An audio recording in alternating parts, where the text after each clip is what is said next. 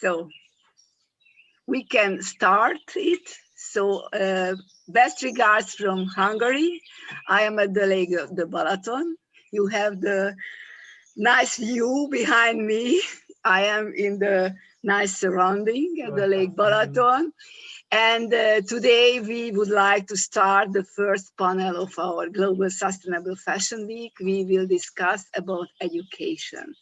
I am very honored that Olga Antonova, Johnston Antonova, is with us because she's an excellent expert of the sustainable fashion and circular fashion, and she's also an educator because she's dealing with a lot of people to explain the main role in the fashion, the sustainability, and how they can approach to this process in design and the different solutions. So Olga, thanks a lot that you will be our host and our moderator now.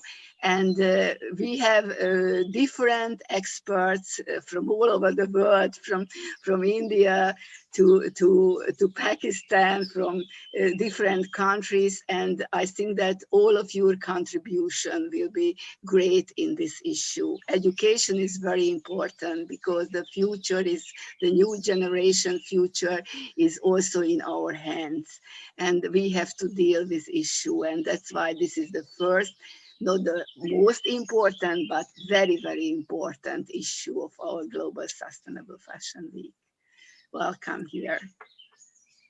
Thank you, Gabi. Thank you, everybody. I would like again to greet everyone and to greet the audience that we hope also is either joining in now. If it's broadcasted, that we hope people are watching it. And I believe this will be recorded and accessible for people online. So it's a very special opportunity for us to share our knowledge today. And we have 7 experts from different countries, from different backgrounds in fashion, and of course from different cultures, that we will be sharing our experiences.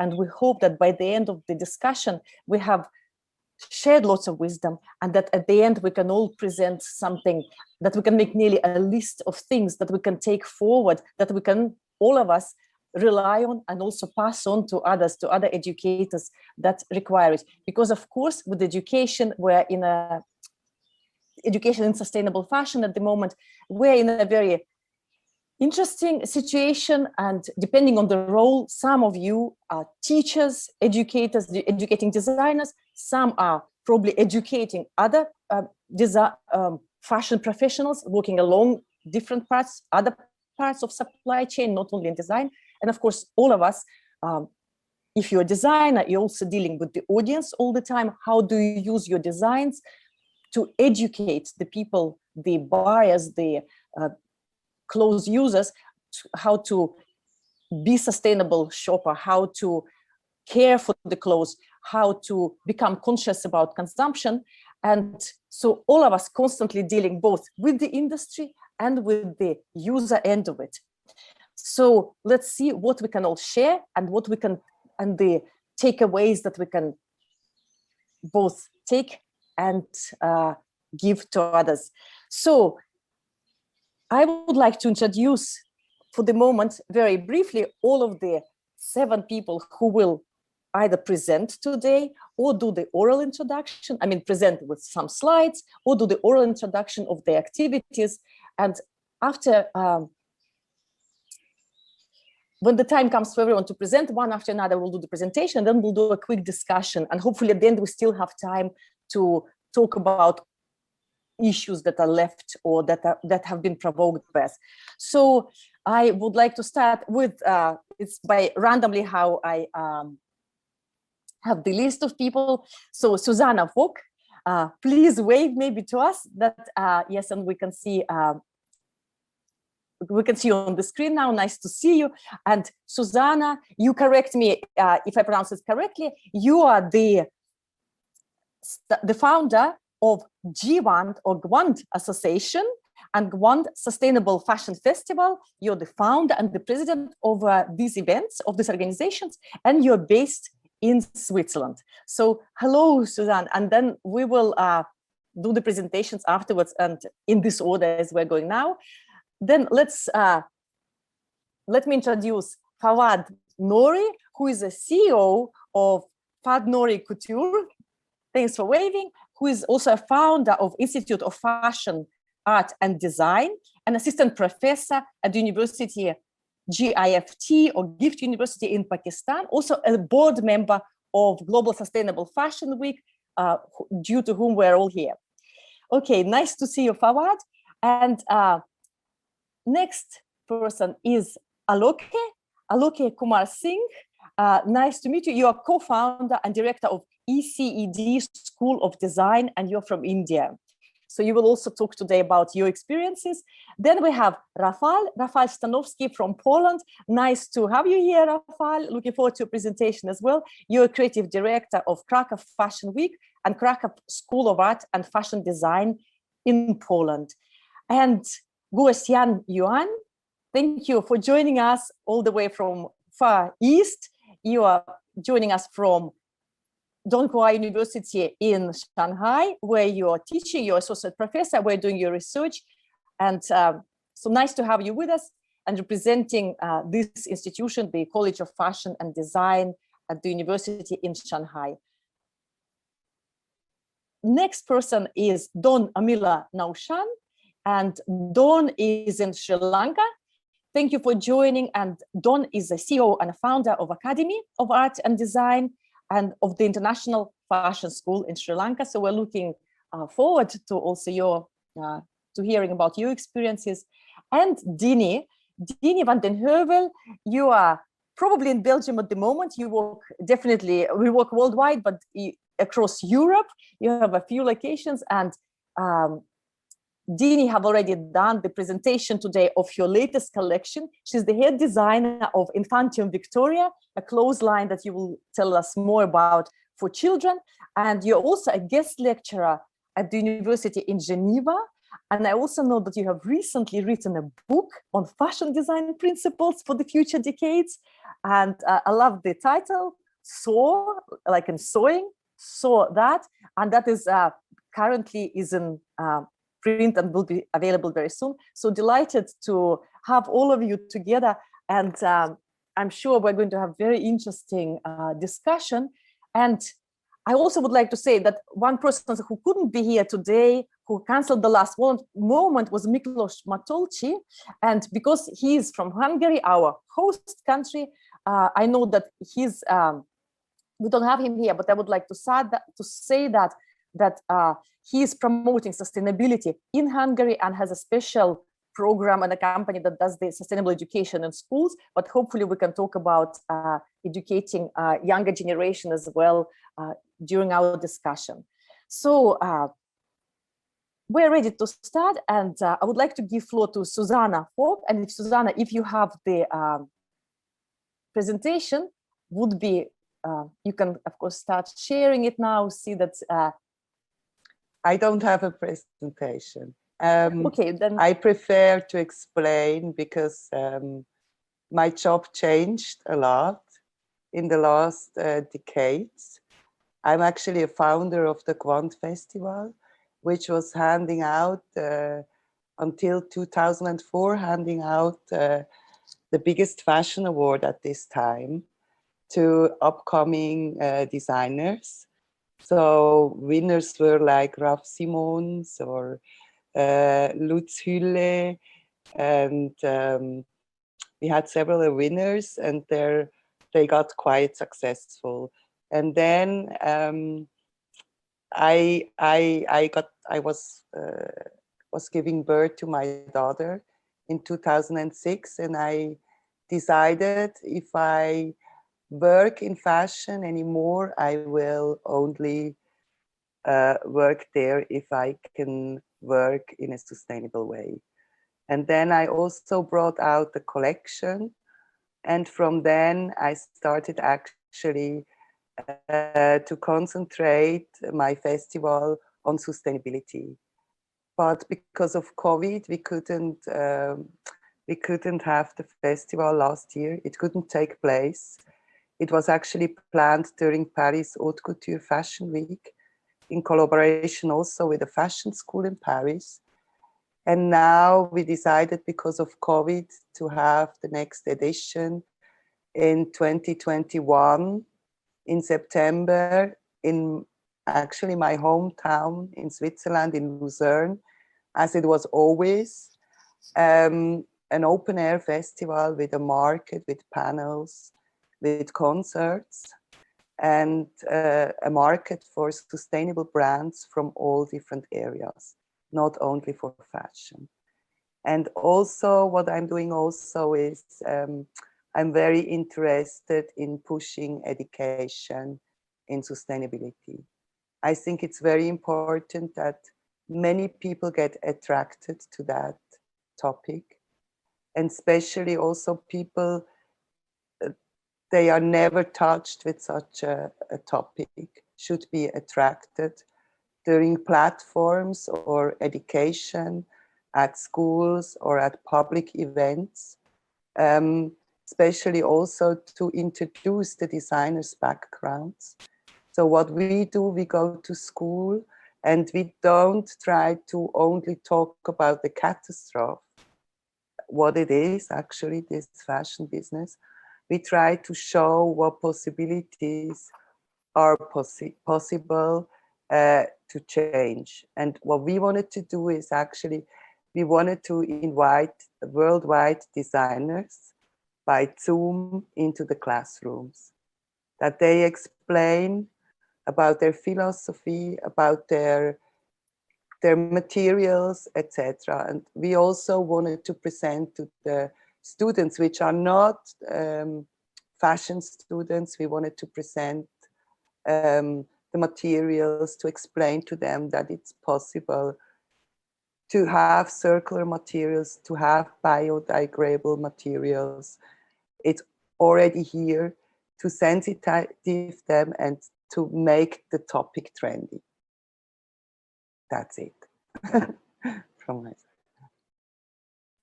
This is very interesting, Susanna. Do you, when you say that you have classrooms, do you go to schools or do you go to other universities? We go in Switzerland. Sorry, Olga. In Switzerland, it's called Berufsschule. We have a system. You learn something in a, for example, a hairstylist, and then you learn 3 years, and parallel you have 1 or 2 days school during the week. And this is the people we wanted to touch, or people like in the last year of school in Switzerland, they are between 14 and 15 years old, the youths. Mm-hmm. And to also show them that sustainable fashion is much more sexy and much more trendy and much more intelligent, and it has no dirt, it has no blood. To explain how those production work and how this business works, of course, and that this business is actually over, to gain more than, lots more than to give.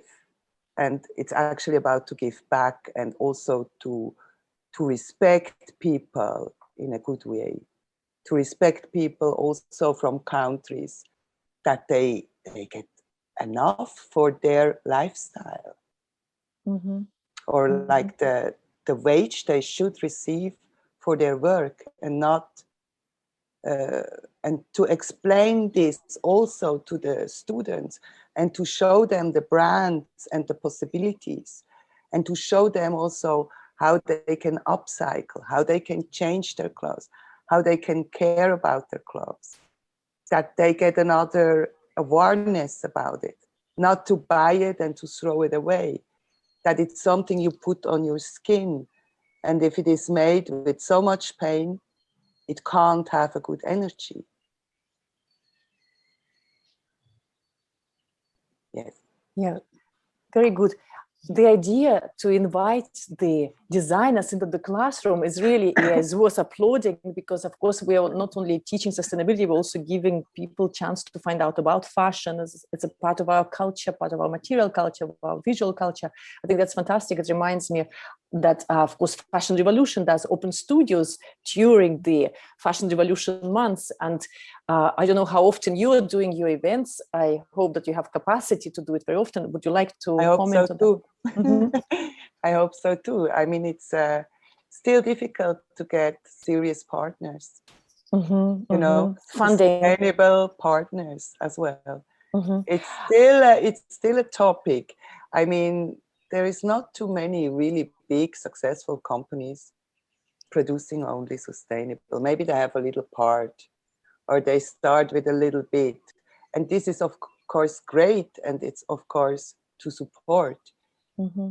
But I think many of them are also scared to partner up because they are unsure.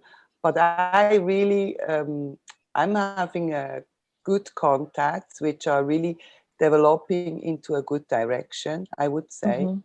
And for me, or for us, our philosophy in the events we do is actually to hand out awards. Mm-hmm. To hand out awards to designers, to products, to give them a chance to finance, to help them financing it, to help them promoting it, to support the brands. And I think this is probably uh, good because of the marketing you can do on the PR with that, because then you have a designer or a product winning, and this product you can show during 1 year, you know, the new collection. You can, like that, you make it more known. It's about, so you support the designer that way. Yes, That's also is amazing, of course. And can I ask the last question before we move to the next presentation? In general, about situation in Switzerland, so that we get more awareness. What is the situation about sustainable fashion in a sense of awareness and a sense of education in the country? What is the... You know, I would say the people, they're connected, or like they're connected with the topic. They know a lot about it. There are a lot of designers developing sustainably, but the people, the mass, they don't know. Still not. They don't know nothing. I remember 2 years ago, I had a panel with business women, 60 or 70 business women from Switzerland. Most of them, they didn't know how the situation is in production companies for clothing, accessory production, shoe production. They had no clue about that. They don't. I think it's really important to do events, to cooperate, as Gabi Walek does, to support all these brands, to make them well known, to make them much more well known than the others, to show to people that they can feel good if they buy this. And I think it's all about that, and it needs money for the marketing of these designers, for the PR. It needs money for the new innovations, which all are here. You can make plastic out of compost. You can make fabric now out make plastic out of air. There are startups making those fabrics, so hopefully. Why? I mean, that's also connected to the investors. Of course, that's my answer to the investors. You know, it's not there. And then if many people, like Fashion Revolution, like Global Sustainable Fashion Week, like designers talking, presenting, showing about this, then it's... But in terms of the government initiatives, I was just wondering if there's anything particular in Switzerland what's probably tied up with the general EU. And of course, we're running now, as we know, in the fashion industry, to get our carbon neutrality by the industry by 2030, and a few years later, it's that we're not on target at the moment. So I was wondering, and I'm very interested in the in 1 week we have to decide this here for the carbon referendum. And yes, the referendum, and we have to decide for the toxic, for the how it's called, like the footprint or the CO2 emissions. the CO2 emissions, the water emissions, because the water is not good in Switzerland anymore. Oh, It was wow. always very good, you know. Sure. And now because of the fertilizer they use, it's still very popular here to use a lot of fertilizer. So now in 2 weeks or in 1 week, and it looks like that it goes down. It's horrible. It looks like that for the water and for the standard goes down, you mean?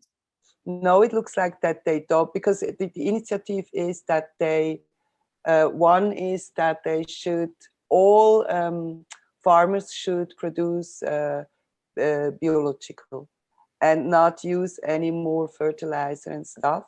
But most of them are against it. Oh no. Of the That would be interesting to watch. Thank you. So it's all cantons voting. Yes, all at the same time. It's yes, all on the same. Well, that's a very important big event. Thank you It's for a letting big us event, know. and also about the water, because the water, it's also part of this. Yes. So it's let's cross fingers. Let's cross fingers, because we want Switzerland to keep the good standards. So some, place to look up to, at least. Hope so too, really. Okay, thank you. We will talk again today, and now I would like to invite Fawad. Fawad, hello, and I will unmute you. I don't know if you can unmute. You can probably unmute yourself. Ask to unmute. Yeah, sure. And, hello, everyone. Please, yes, share your experience, and if you have a presentation, tell us about that, and tell us about the new Institute of Fashion and Art Design. As far as I understand, it is quite new. So really looking forward to hearing your experience and what you're doing in Pakistan. Thank you, Olga. Good to see you, and good to see you all, my old friends, the new friends. And thank you very much for giving me opportunity to talk here. So I would like to share regarding my project, which I've recently launched from last year, when this pandemic have been started, and we all are stuck at home, and we are trying what to do, how we can create opportunity to connect with each other. So I'm trying to develop that kind of project which will be connected globally. So I would like to share a screen so I can share my presentation, so it can be easily to understand what I'm doing right now in my country, and developing that kind of a system for global activities to connect each other digitally. And we are all are on the same page. We are all sustainable fashion fighters, and we are trying to promote sustainability in every part of the world. So please allow me to share the screen. Olga, you can allow me to share the screen. It's disabled right now. Is it disabled? After a very hard work, I've successful to share the screen. So this is the Institute of Fashion Arts and Design I've developed. I'm the founder and the president of Fashion Institute. So I've started this project in April 2020. So I'm trying to develop that kind of a platform, because I'm from Pakistan. There is no a single institute in Pakistan that was giving awareness about sustainable fashion. What are the parameters? Why sustainable fashion is important? So I took the initiative and tried to develop that kind of a platform. So with the help of international community, where we have a lots of international advisors, and then other institute as a collaborative partner. So I've developed that kind of a platform, and it's on beta version right now, and probably in September 2021 I will definitely launch with full uh, throttle with the F community. I can share more details about the F community first. So the institute, this is the positioning statement, what my institute want to do as a global partner of different institute. It's for the basically for the fashion freaks to become a stylist, to learn about the sustainable fashion, the styling, the other part, especially trend and forecasting. And we have lots of platforms, and we have lots of partners as well. So that this is introduction about this, and we can offer different kind of diploma courses, awareness sessions, seminars or webinars regarding sustainable fashion, trend forecasting, fashion designing, styling, hair and makeup, because this is under one umbrella, and we have to develop that kind of a platform where we can give lots of information to our upcoming young generation to create the importance of sustainable fashion and other part of the areas where we have to focus. This is a little bit my introduction, what I have done before and what I'm doing right now. I think everybody knows me very well, but if everybody can ask any question. He's one of my partner. He's a co-founder, and he's also a very good friend of mine. So he's also a professor in institute, and he's a brand professional. He's a social media expert. So we are right now in this condition. We have to take care of the social media and how we can develop this platform on social media. It is basically probably the objective why I've developed this kind of a platform. It's occupies important place in the world today, and it's the creativity pursuing that they are the different areas in art and design in Pakistan and the other part of the world. We have to develop this kind of a platform. This is our mission and vision, and create platform to how we can communicate with other, how we can use oral and written information, how we can create innovative ideas to uh, develop the practices, the education, the art, culture, sustainability, creative thinking. There are different kind of areas we have to focus on. These are the main goals which I'm. Line is unstable. Hello. Okay. He's online. Matusan, hello.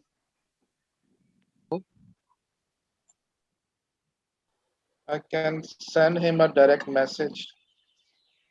Please.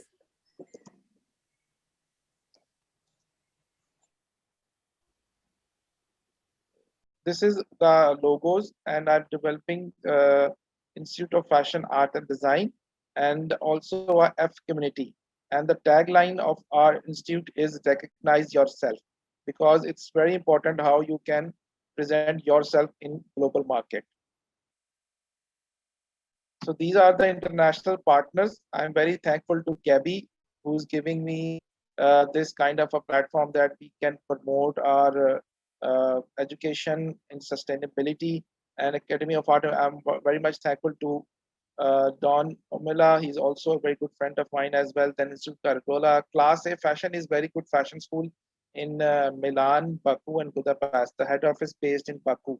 So they all are our academic partners, and we can launch different kind of courses, training programs, and other seminars, webinars in various fields like fashion, art, sustainable fashion, and trend forecasting. So some international partners in which I have Incoda Management. It's basically lifestyle fashion magazine, and also they have launched their TV channel. And I would like to share one more thing, that I'm working with Creators Film Festival as a advisory board member. So they are also our partner, and we are trying to work on fashion films, how fashion films can be, because we are on this condition, we are developing digital platforms and present digital fashion shows. So this is also a very good collaboration with IFAD. And there is another fashion magazine from Africa. This is also our partners. And local partners, I have a fashion house, that is Nana Fashion House. They are working in couture fashion, and also there is advertising agency, which is a very good partner and a promoter of IFAT in Pakistan and also in global market. So let me introduce our advisory board. Gabby is the head of advisory board. She is a very kind professional, and she's a very good inspirations and explorations. So I really appreciate that she a lot helped me a lot to develop this kind. Vittorio is also a chief advisor. Then there is Damon from China, because he is basically Italian but lives in China right now, and a lecturer in Institute of Marconi. So he's also working with us as advisor board. Then I have Dr. Li Hang. She's from Beijing, and she's also on an advisory board. Then Dawn Amela, India Wilson is the chief editor of Incoda Management, and she's also on advisory board. Some local advisory board as well. Then Saman Arif, she's the founder of Nana Fashion House. Aisha is also the advisory board member, and she's from Class A Fashion School. Then one of my friend is Shahryar Khan Niazi. He's a person who's working in retail management, because in retail development of outfits, processes, they are also focused on sustainable fashion. Then Michelle Di Bernardo is also our advisory board. Some international faculty who will be the launching their courses on IFAD platform. Rebecca Lilly is from London School of Styling, and then Mohsen is also a game designer, and he's from USA, and Hamada is from Sri Lanka, and she's also our international faculty. Then Julia Philpin from Brazil. She's from University of Sao Paulo, Brazil, and she's our international faculty. George is here as well, and George is a very good friend, and he's a very active practitioner in creative direction in consultancy in Berlin, Germany. Thank you, George, to being part of IFAD.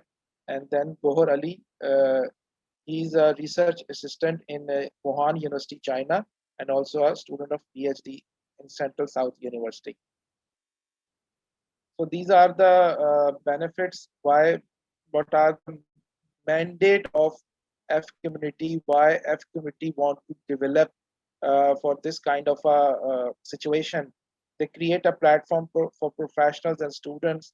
A sustainable fashion is a very famous, very important, and very focused area. We have to work on that and promote fashion sustainability in every part of the world and in every part of processes. Color and trend forecasting, fashion films. I would like to plan to launch International Fashion Week Lahore as well. Then there is a lots of research and development, academic and industry collaborations, training and workshops, conference and seminars. Then we have lots of good advisory boards. So we have to develop consultancy project to give benefits and take benefits. That is the platform. Then in future, I'm planning to launch a fashion and textile museum as well, and we can present different artwork in our fashion museum, and also launching a online magazine for publications and articles for portfolio presentation as well.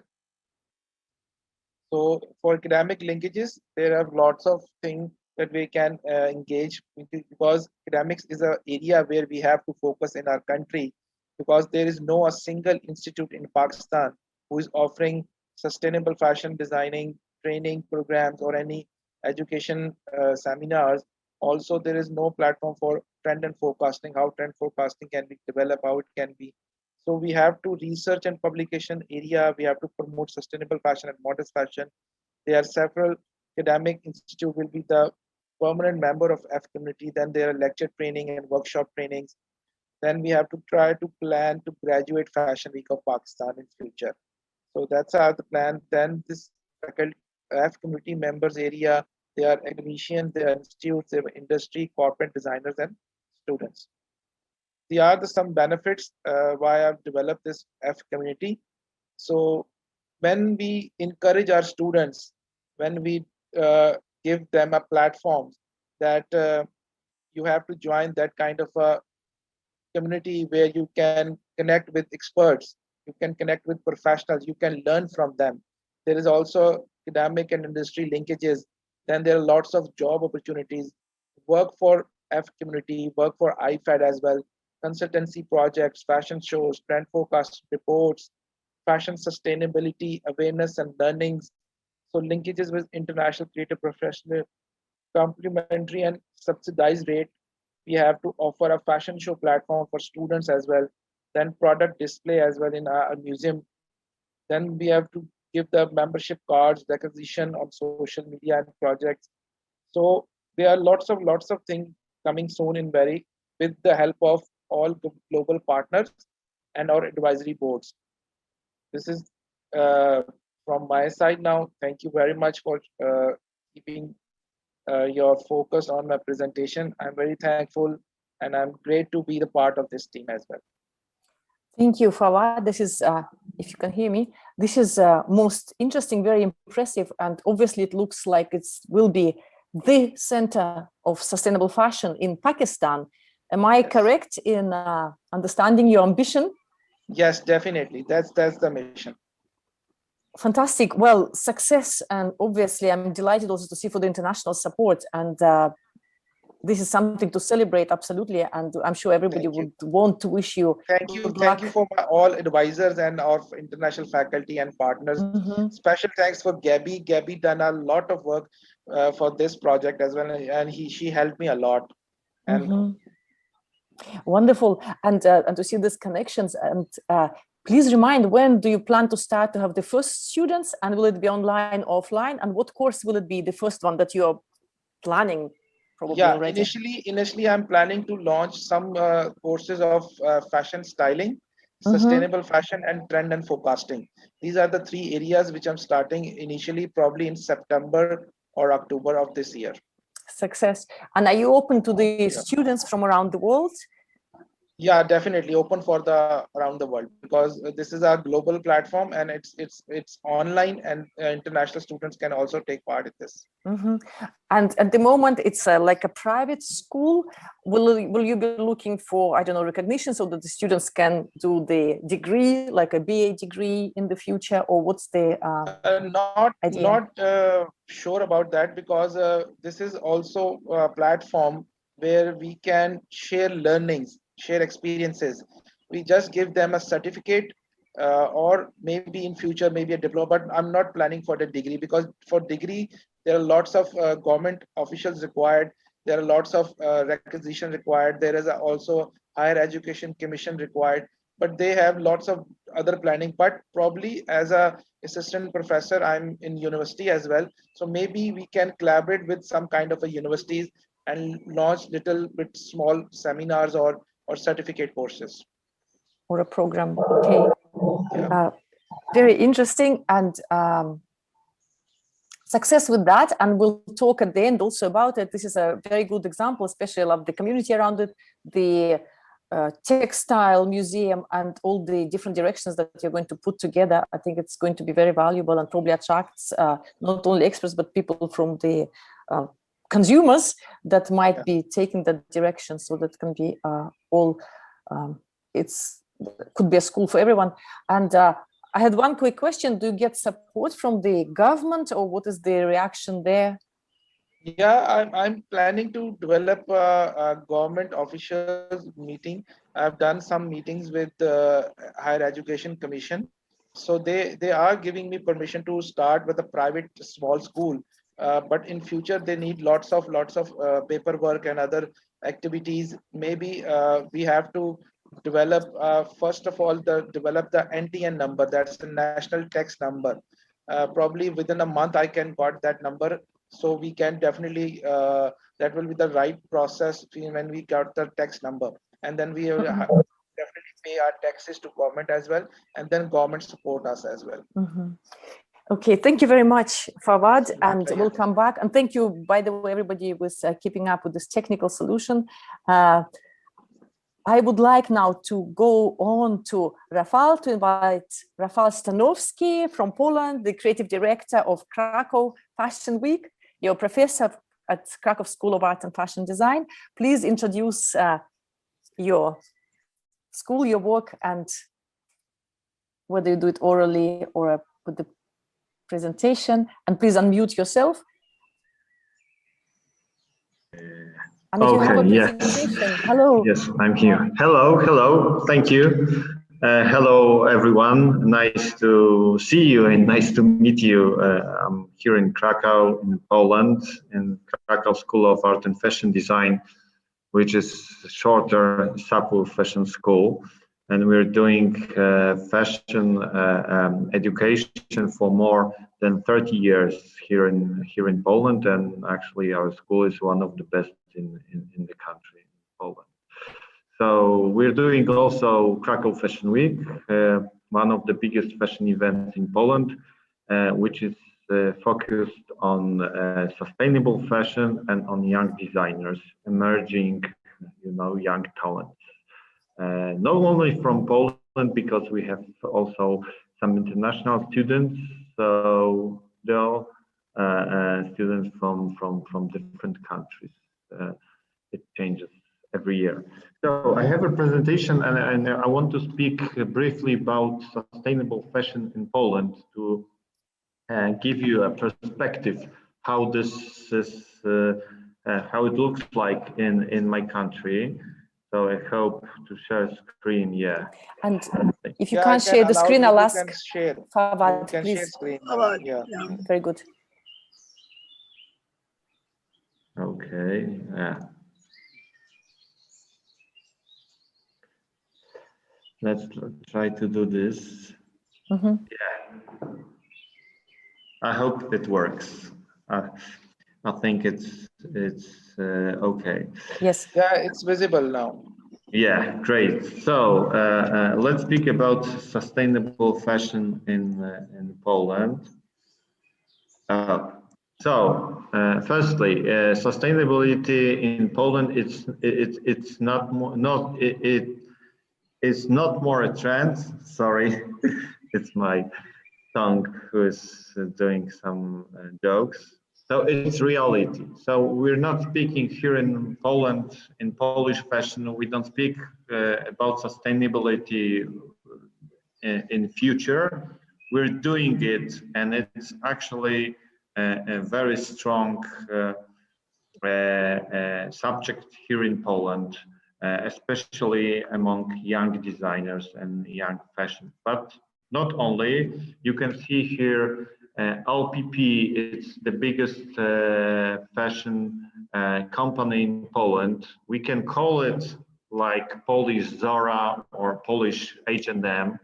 It's a big company, the biggest one in Poland, which owns brands like Reserved, Mojito, House, Crop, Sinsay, the biggest fashion brands in Poland. And they have also, they are also very strongly looking for international markets. I think there are some shops in Hungary by Reserved. I think you can find it in Budapest.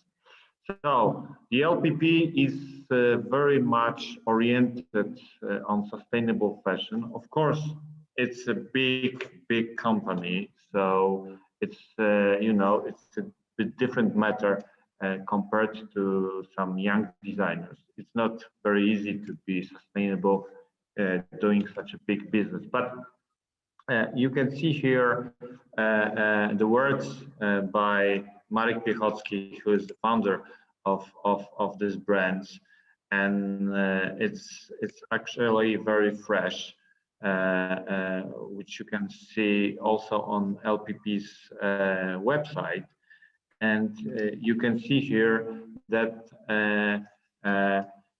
we had pandemics, we had some very bad time also for the international fashion, for the big companies, but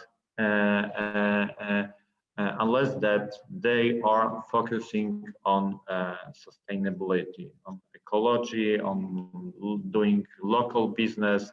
Of course, it's a big company, so they can't do this immediately, but it's a very strong, I think, text. It's a very strong information showing that even such a big company might be such strongly oriented into sustainable fashion. Here you can see a screen from official website of the company LPP, and you can see they have some sustainable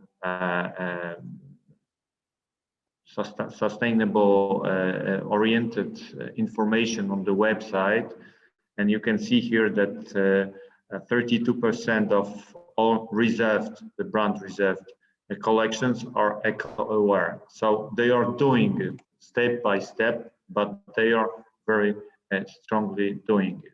Yeah? You can see that they are trying to reduce CO2 emissions, and also we have some other informations about the LPP's activities on sustainable, and you can see how much they are doing right now. Yeah? And it's the first Polish firm to have joined zero discharge of hazardous chemicals. So they are trying to do this. We are cooperating as a school with LPP. So I'm in contact with them, and they are very strongly interested in the subject, and they are still developing the subject in the company. So it's a good example that even if you are big, you can do something which is important for all the market. But because because the biggest companies of the fashion market, as you know, they are guiding the rest of the people. Of course, the rest of the people, they can inspire those big fashion factories, but I think you know, they are the leader. So everyone's looking what they are doing here in Poland, and not only. Let's speak about our school, about SAPU Fashion School, which is also important in the subject of sustainable fashion, because we have no waste course. It's a course that was designed for all SAPU students. So every our student must do this course during the fashion education in our school. It lasts 1 year, and it's focused on learning how to apply zero waste rule in fashion and production. So in design and production, so not only in design but also in production, how to do upcycle, so using how to use recycled materials. So our students are looking for some interesting materials, fabrics, like they are using plastic, so they are giving another life to the plastic. They are not throwing it to the trash bag, but they are making clothes using plastic, using the old fabrics, using second-hand fashion. So it's very interesting. It's also very creative what they are learning and doing. They are also learning about the advantages of local production and craftsmanship. Craftsmanship is still very strong in Poland. We are a country which is very much, we can say, hand-oriented. So many people in Poland, they can do something by their own hands. They don't need to, you know, call for help. So many people know how to do sewing, how to, I don't know, build houses, even how to repair cars in their own garage.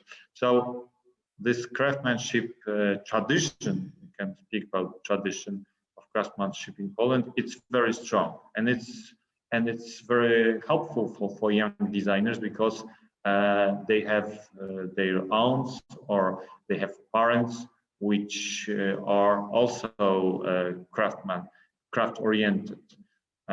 So it's helping because they have the tradition, this tradition of craftsmanship, they bring it from their homes. So it's now a matter, of course, to apply it into new trends. So to learn how to use this knowledge and how to change it into new trends. And this no waste course, I think, has big influence on young people studying in our school, because we observe that nearly 95% of our graduates, people who finish our school, they want to do some kind of eco fashion or sustainable fashion or local production. So they are interested very much in the subject. So we can say that this education changes their mind. Of course, sustainable and ecological subjects are very strong among young people in Poland. They are very much ecology oriented. It's bit different to the older generation, which is not so much involved in ecological activities, but young people are very much oriented. So it's also a good ground for the soil which we plant. Here I have a short movie. This movie is not very short because it's a whole show. So every year at the end of this no waste course, we have a no waste show. So it's a show. So we show the clothes made during this course on professional catwalk, and it's a part of Krakow Fashion Week, our fashion event, which is taking place each year in March, and which is oriented in sustainability. I can show you part of the show just to give you some kind of perspective, and you can see the clothes made by our students during no waste course. I will not show you all the show because it's about 1 hour, so I don't want to be I don't want to speak so long, but I think it's good to see part of it. So you can see some recycling materials used by our students. Of course, the clothes are made according to the zero waste rules. So there is less trash made during the production of the clothes. And if we see plastic like here, it's recycled plastic found somewhere in maybe trash bag or somewhere in the house. So they are using the old furniture, giving it second life. They are using clothes found in second hands. They are using, of course, organic cotton and organic fabrics. So everyone is looking for their own path to the sustainable fashion.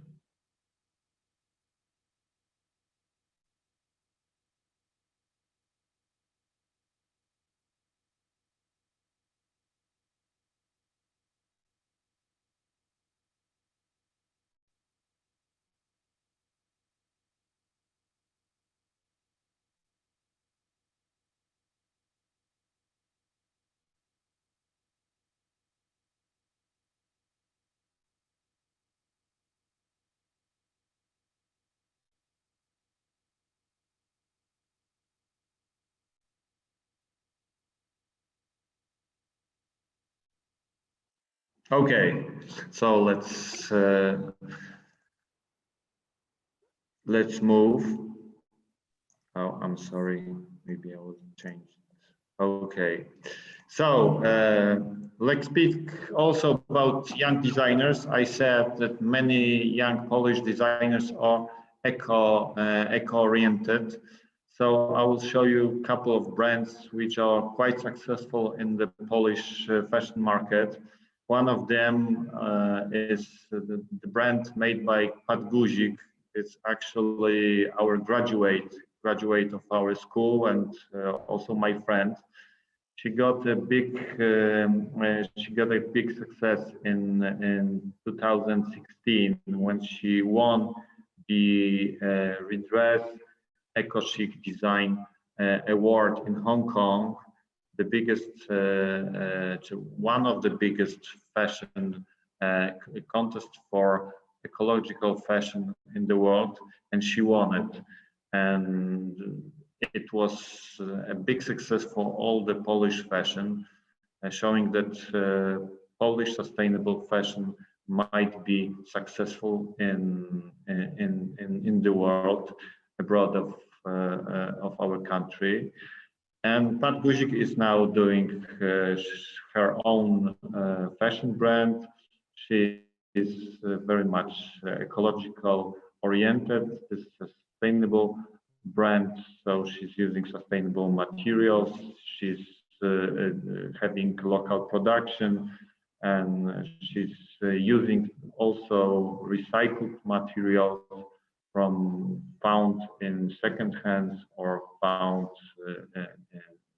somewhere, you know, in internet too. And she's very successful. And she's showing her clothes during London Fashion Week, during Berlin Fashion Week. So we can say she got a big success. We also have some other, or many other young fashion brands in Poland, which are very much sustainable. It's a very strong trend among young brands and young designers. These are two of them. Nago, and the brand on the left, is it's a brand totally oriented on sustainable fashion. It's very minimalistic. It's using ecological materials, organic materials. It's using organic cotton or vegan viscose. So if you look at the garments of the clothes, they are very much ecological. And the brand is giving 100% each year to the NGOs, to the organization focused on ecology. If we speak about the Elementi brand, which is on your right, it's also minimalistic. As you can see, this minimalistic design is very strong in Poland. What is interesting among, of course, using organic cotton or other organic fabrics is that they have a very transparent production process, and in every cloth you can find some diagram which is showing where every part of the cloth was produced. So it's very clear that they have local sustainable production, and they have also they are also using eco fabrics. Another interesting brand is Haydock Co. It's actually a brand headed by my wife, and she's doing fashion. She's doing accessories for dogs. And what is interesting here is this kind of action that people can, if people buy a collar for a dog, and this collar would be destroyed. If you have dogs, you know that the dogs are doing many things that people wouldn't do. So the dog accessories become faster destroyed. So if it's destroyed, they can take brass from the collar or from the leash, and so brass is very solid, and they can send it to us, to our company, and we will use it once again and make it make with this brass another color or another leash. So we don't throw back brass, which is very solid and which might be used for many years, but we use it once again, and people got discount, of course, for this. Another interesting brand is Alexandra K, a brand which is doing accessories made of vegan fabrics, and you can see shoes which are made from grape leather. They are using also fabrics like piñatex or leather made from apples. And they are doing with it shoes, they are doing jackets, they are doing, of course, bags, and it's everything is very sustainable and it's very vegan. We have also a very interesting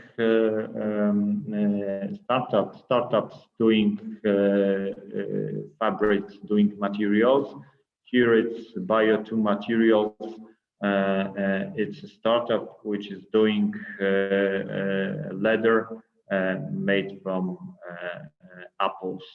So it's a bit concept like piñatex, but using apples, and they are doing 500 tons per day. So it's huge. It's as you can see, it's a big production. And we have in Poland, of course, very strong NGOs, which are doing very much to promote sustainability in Poland and sustainable fashion. Of course, they are very much oriented in fashion. We have the Fashion Revolution Poland, the branch of the Fashion Revolution NGO, which is international. We have foundation Kupuj Odpowiedzialnie, so by responsibility, we can translate it like this, the name of the foundation, which is also a Polish branch of Clean Clothes campaign, and which is very strongly connected to the Fair Trade Polska organization, Fair Trade Poland, and they are doing many things to promote sustainable fashion and Fashion Revolution in Poland.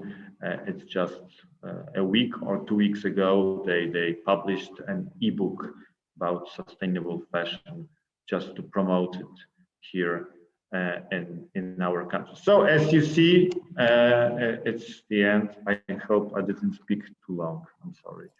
So as you can see, here in Poland, we are doing so sustainable fashion. It's a strong subject, and I think that our people, especially our young generation, is very ecologically oriented. So I think that's Thank all. you. Thank you, Rafał. This was amazing, very interesting, and of course shows that Poland is very well positioned in sustainable and for sustainable fashion, including the Apple leather startup and similar ones, because of course you have amazing agricultural apple gardens, and that have traveled through Poland, and this is one of the things that you would notice. And of course, like originally, I think the Italian was the example for us, where we're starting using the orange fiber and other byproduct of the agricultural industry. Delighted to see the same developments in Poland, and also very happy to see that Pat Guzik was a student of your university. I hear from Berlin. Also, congratulations on trying to promote it abroad. At least in Berlin, there is a Polish designers shop, and before COVID, it was on my map for when I was doing educational tours and styling tours separately. It was always on the map, and personally also I have some stuff from Pat Guzik. Please say hello. And because the Polish design is it's from my subjective opinion, but also as a stylist, is very interesting, very wearable at the same time, and while unique, and at a very good price point you can get. So I think Poland could become a very good example. So we hope for that. And we will come back hopefully to discuss if you can stop sharing your screen, because we need to move on to the next presenter. And I would like to invite Guosian Yuan from China, and who is an associate professor, a PhD holder from Associate Professor of College of Fashion and Design at Donghua University in Shanghai. So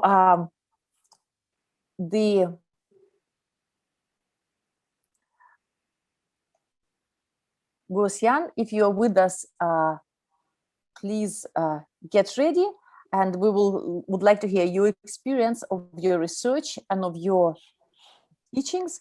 And now, yes, Rafael will exit the yeah. stop sharing. I think at the top of your screen there is a box. Oh, yeah. Thank you very much, Yes. Rafael, and hopefully at the end we have time to discuss and compare notes still. So, Guosian, thank you. Please do take the floor and tell us about your things. Thank you. I share the screen.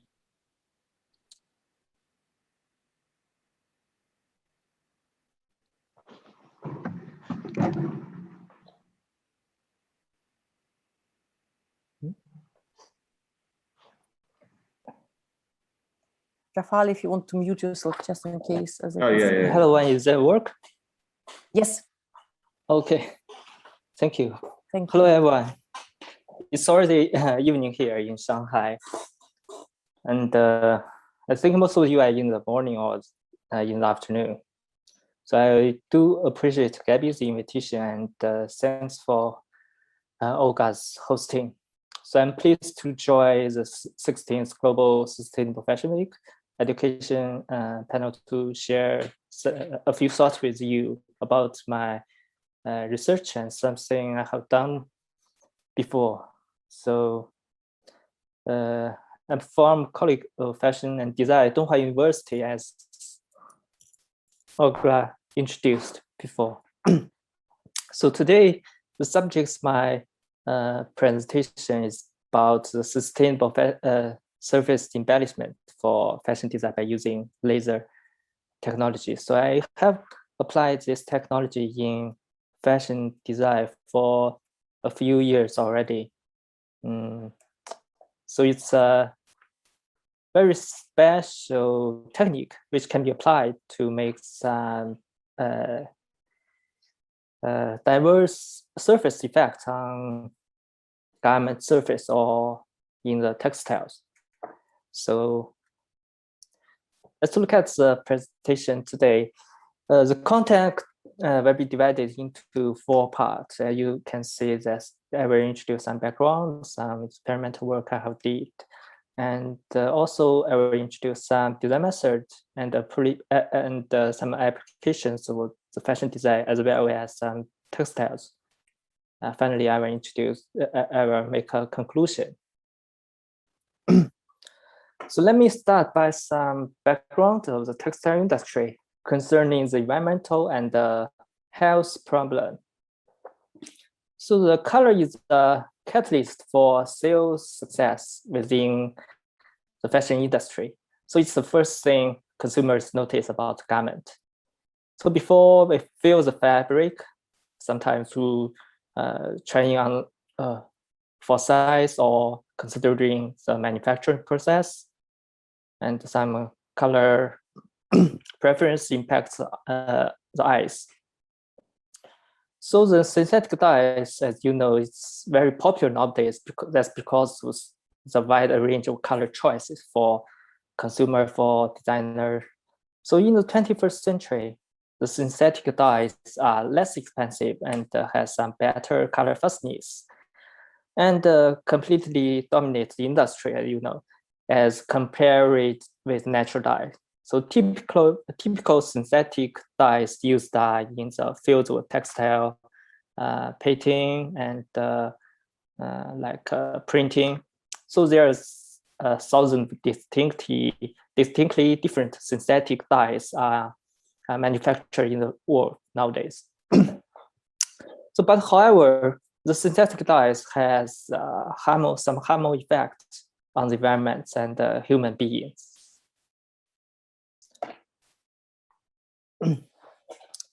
One thing I want to introduce is some pollution, like the water pollution can also result from manufacturers of synthetic dyes.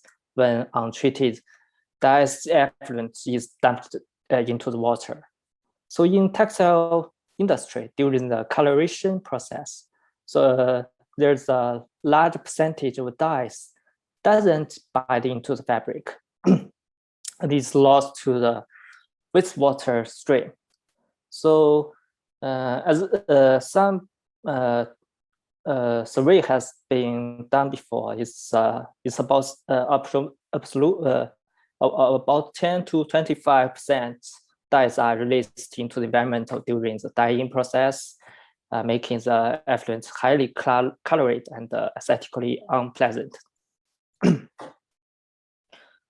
So in our daily life, we may not purchase our denim jeans often, but their environmental impact is extremely significant. So the denim industry consumes high amount of color, energy, and some chemical to produce denim jeans. So traditionally, denim is usually made with indigo dyes, warp and some undyed weftia. The indigo dye is used for natural and derived from a plant source. But in our today's fashion and textile industry, the trend shifts to the synthetic indigo dyes. But in the denim production, you know that the denim washing is very important. So it has emerged as one of the important production routes towards meeting the fast-changing demands of the fashion market. Because it can give some certain looks to the jeans. So there are many techniques used for denim finishing, such as stove washing, mill wash, like the moon wash, bleaching, like distressed look, makes a whisker effect, like the 3D effect. Sometimes use a PP spray to make some sandblast, etc. So added to that, as I mentioned, there are serious health risks to the workers through the exposure to the harmful chemicals that are used to spray the materials in pursuit of the acid wash effect. So fortunately, some fashion designers or textile brands are becoming responsible and adopting some sustainable methods of production. They use some less water and chemicals to reduce the environmental impact of the fashion industry. So they are focused on the environmental, cultural, social, ethnic, and economic issues nowadays. So nowadays, some like different kind of methods for garment production or garment processing have been developed, which are economic and ecological.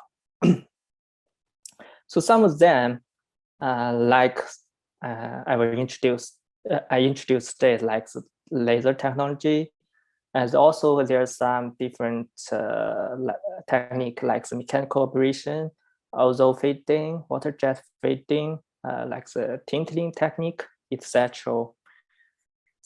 Let me introduce two main applications of laser treatment for the fashion materials for design application, like laser cutting, laser engraving, as you can see from slide.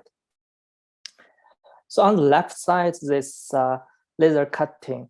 You can see the laser cutting that applies laser beams to cut through and penetrate the fabric. So there's lots of products and applications in fashion and textile market today use laser cutting to cut some flowers, cut some little dots on like the garments or on the shoes or the bags.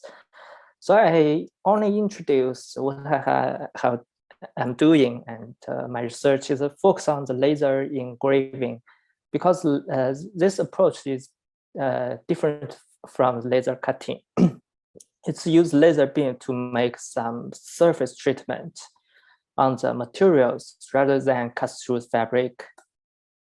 You can see in the market in recent years, some brands have applied laser to make some denim treatment.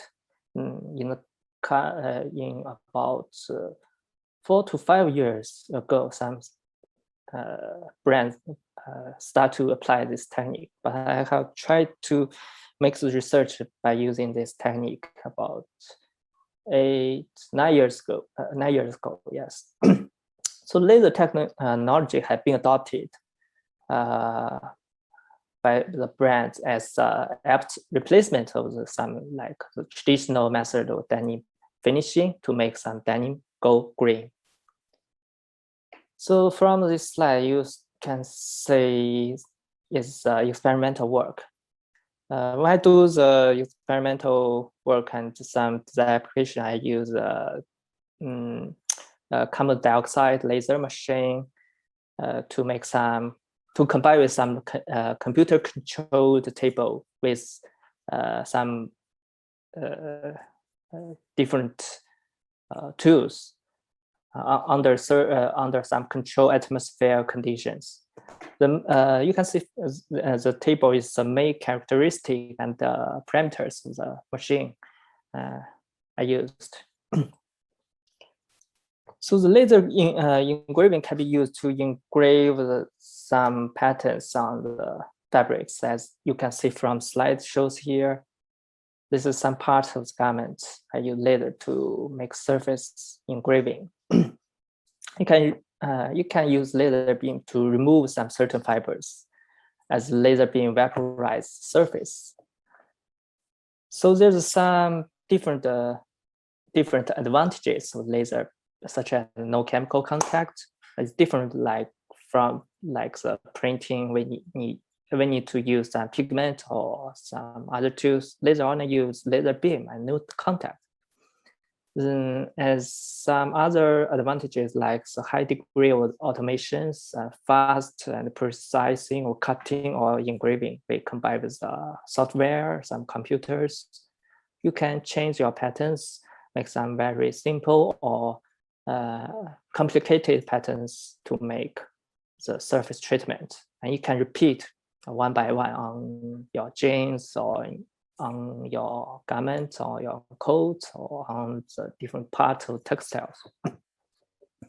So in the research, I will introduce some experiments work as the examples. So you can see that this laser engraving.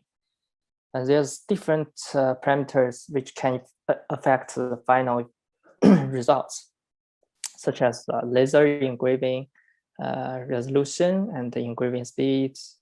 Another important factor is the material we use, such as cotton, polyester, or wool material, or some other kind of blended materials. Different material have different effects after laser treatment. So we need to do some testing.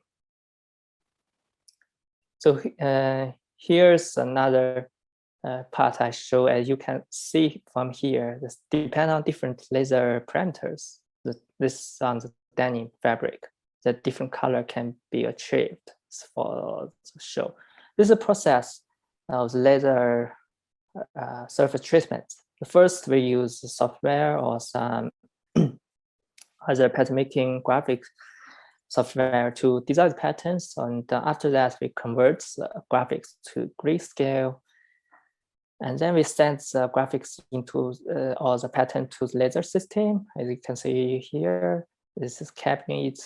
We put the garment or textile on the table. We set parameters, do some testings, identify the locations of your product. Then we can conduct laser engraving. I will show you the process. You can see the imagination. You can imagine that.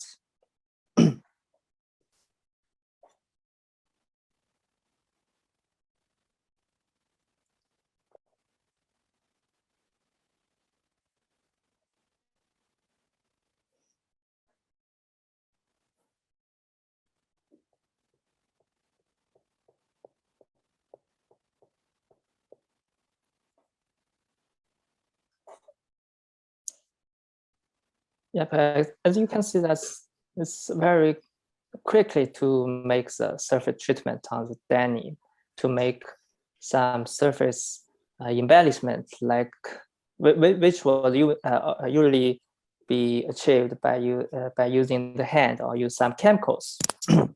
This is so interesting. Sorry to interrupt, Professor Yuan. This is amazing. That video was so sorry. Impressive. Can you hear me? Yeah. Okay. That that I think it's going to have a lasting impression on how, for people who didn't see how the laser engraving is made, that you get the actual fire right there at the above the fabric. So I wanted to say that, can we go a little bit forward in your presentation so that we can finish it earlier, because we're running over time. Okay. But otherwise, not yet.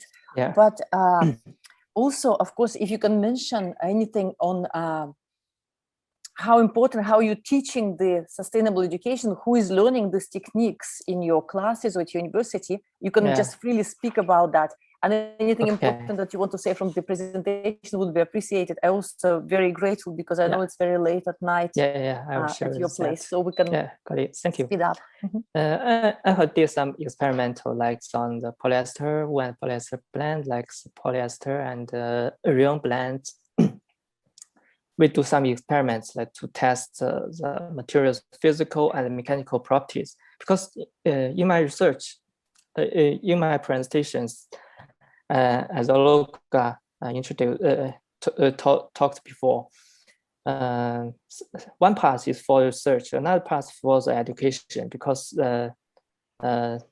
we need to transfer the research to the education, to teach the students, for the bachelor students, master students, or the PhD student, how to make some research, how to find your ways to use some sustainable techniques, to do some research about, focus on design, focus on some different ways. So like I showed in this slide, this graphic design method. This we fight or collaborate different methods, like we use computer to teach students how to make patterns, use graphic softwares to design the patterns. This is some of my designs. You can say you can make very delicate patterns on your garment. So I teach students the ways how to combine modern technique with traditional technique, and also we get some inspirations from like the patterns from the knitting, from woven fabrics. We can use laser to mimic the pattern, like shows here. Here shows some different of my designs. So we encourage students to find sustainable ways like laser to make some design applications. So also can make some laser cutting, laser engraving, to attend some fashion competitions, to do their graduation shows, use this technique. And also we ask students to find different ways, like the picture shows here. It's my design. It shows them use laser cut to cut some like button, some collars, some different armholes, to think about the way how to just to save time, or just to make design different with the ordinary effect. These are some other designs. Another way is to combine the traditional way, like we teach students like the tie-dye or other printing method. So in this applications, we teach students like to combine the traditional tie-dye method. We tie the fabric, make some crumpling, use laser to make the effect, like the pleating, use laser to make the pleating effect, like the tie-dye is tying, use thread to tie fabric, makes a laser treatment. So the picture as you show, it looks like the tie-dye, but it uses modern technique, laser, to make the effect. It also can mimic the pattern like the knitting on the garment or other patterns. And also we teach the students the printing, like aluminum foil printing, to make some contract effect, or combined with laser engraving printing to think about how to achieve a diverse effect on your garments, like try different materials, multi-layer fabrics.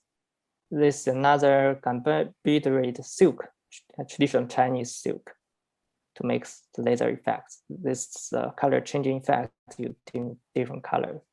There's some composite materials.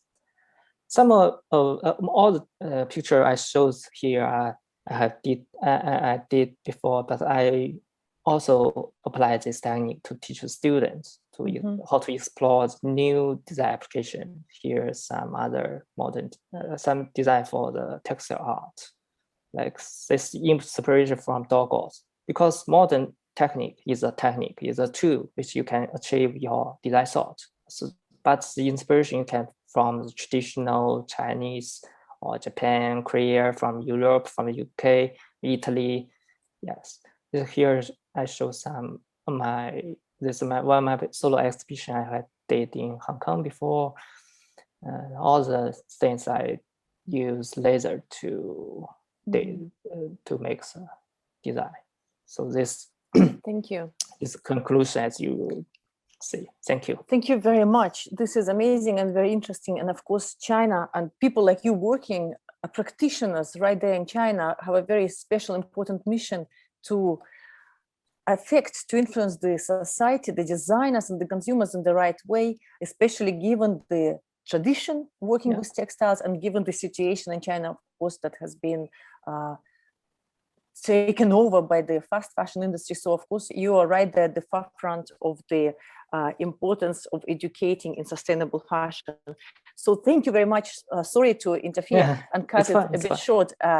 We should have maybe country by country separate sessions during the year, Gabi. And but for now, thank you very much. Please exit the screen sharing. And we are passing the floor and the screen on to Aloke Kumar Singh. Thank you for being there and waiting there.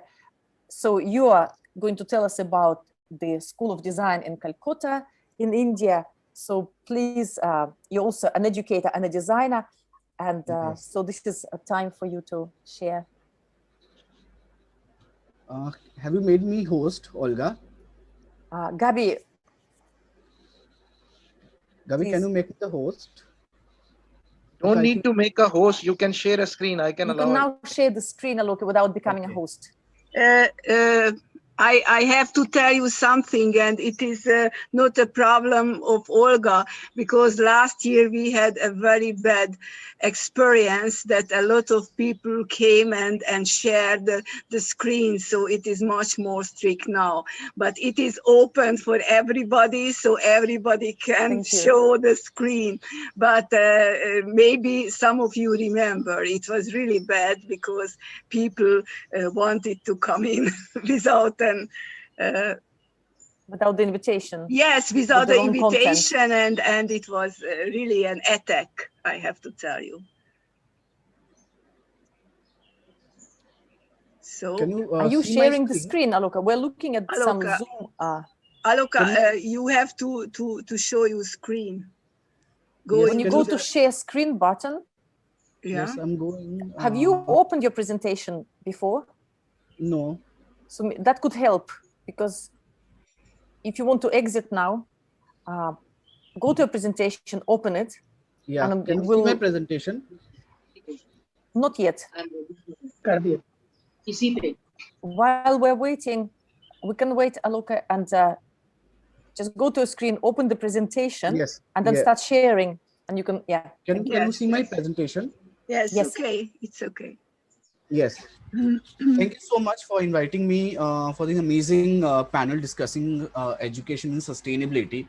So we have started a sustainable design school in India called Asset School of Design. Unfortunately, till now, we are the only institute in India to offer a curriculum based on sustainability and sustainable design practices. We offer bachelor's degree and master's degree in India, a BSc in sustainable fashion design and management, and MSc in sustainable fashion management. So ESSET stands for Eco-Avid School of Ethical Design Studies.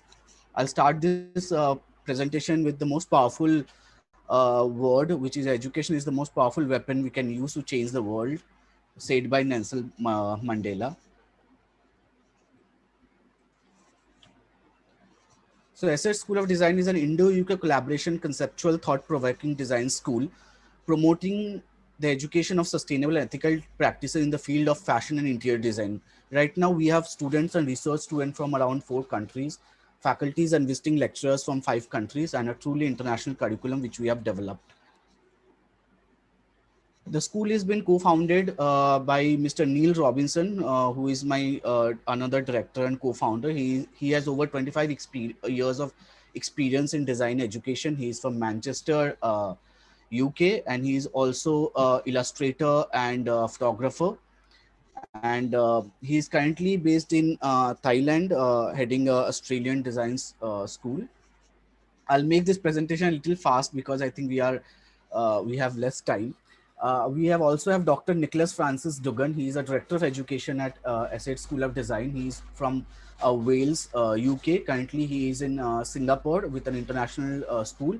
He has over 30 years of experience in education, and he's also a musician. He has played for the royal family of the UK also. And that's me. I'm also one of the co-founder, director of ESSET School of Design.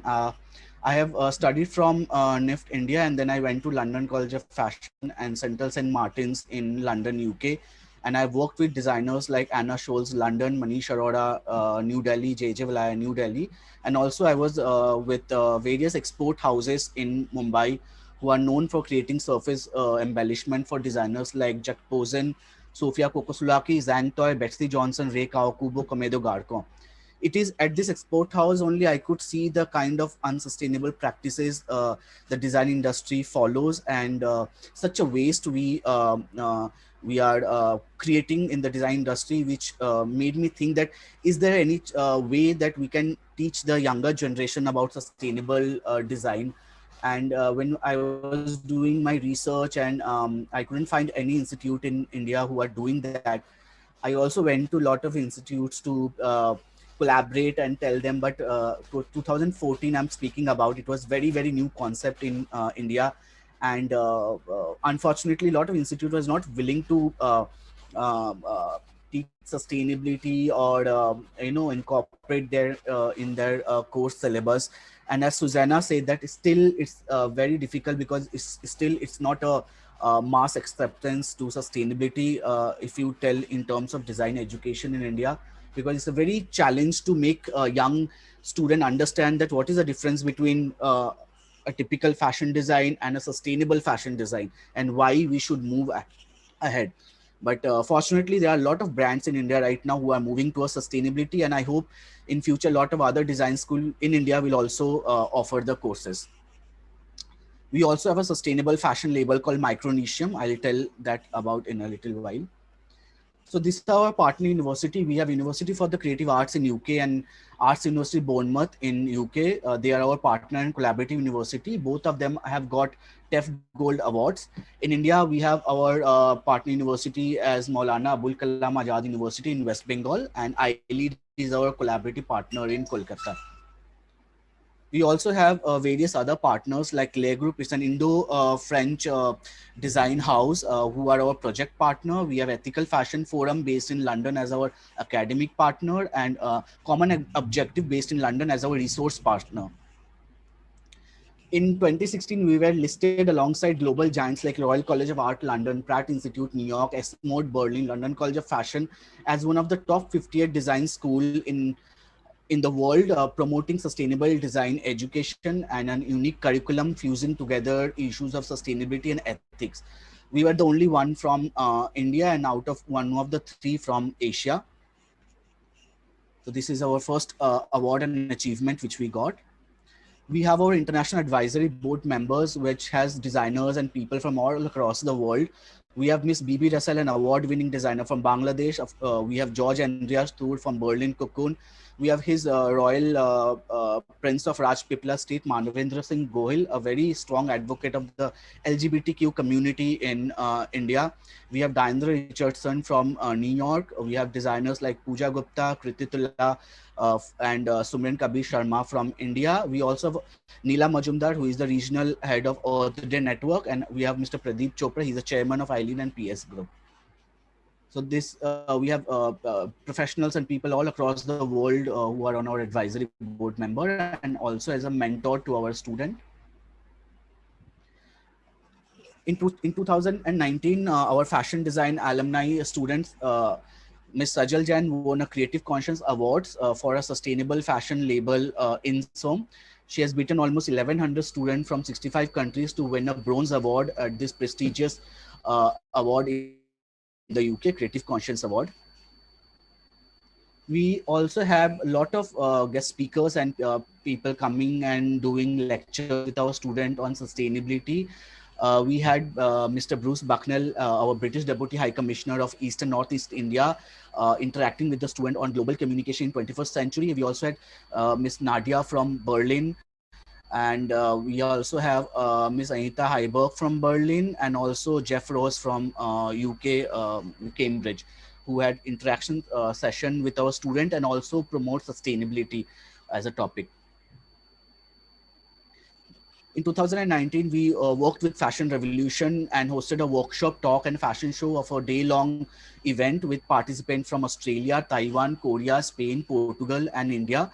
It was a part of a Fashion Revolution event in India where we talked about sustainability. We had a fashion show and we also had a workshop on sustainable design.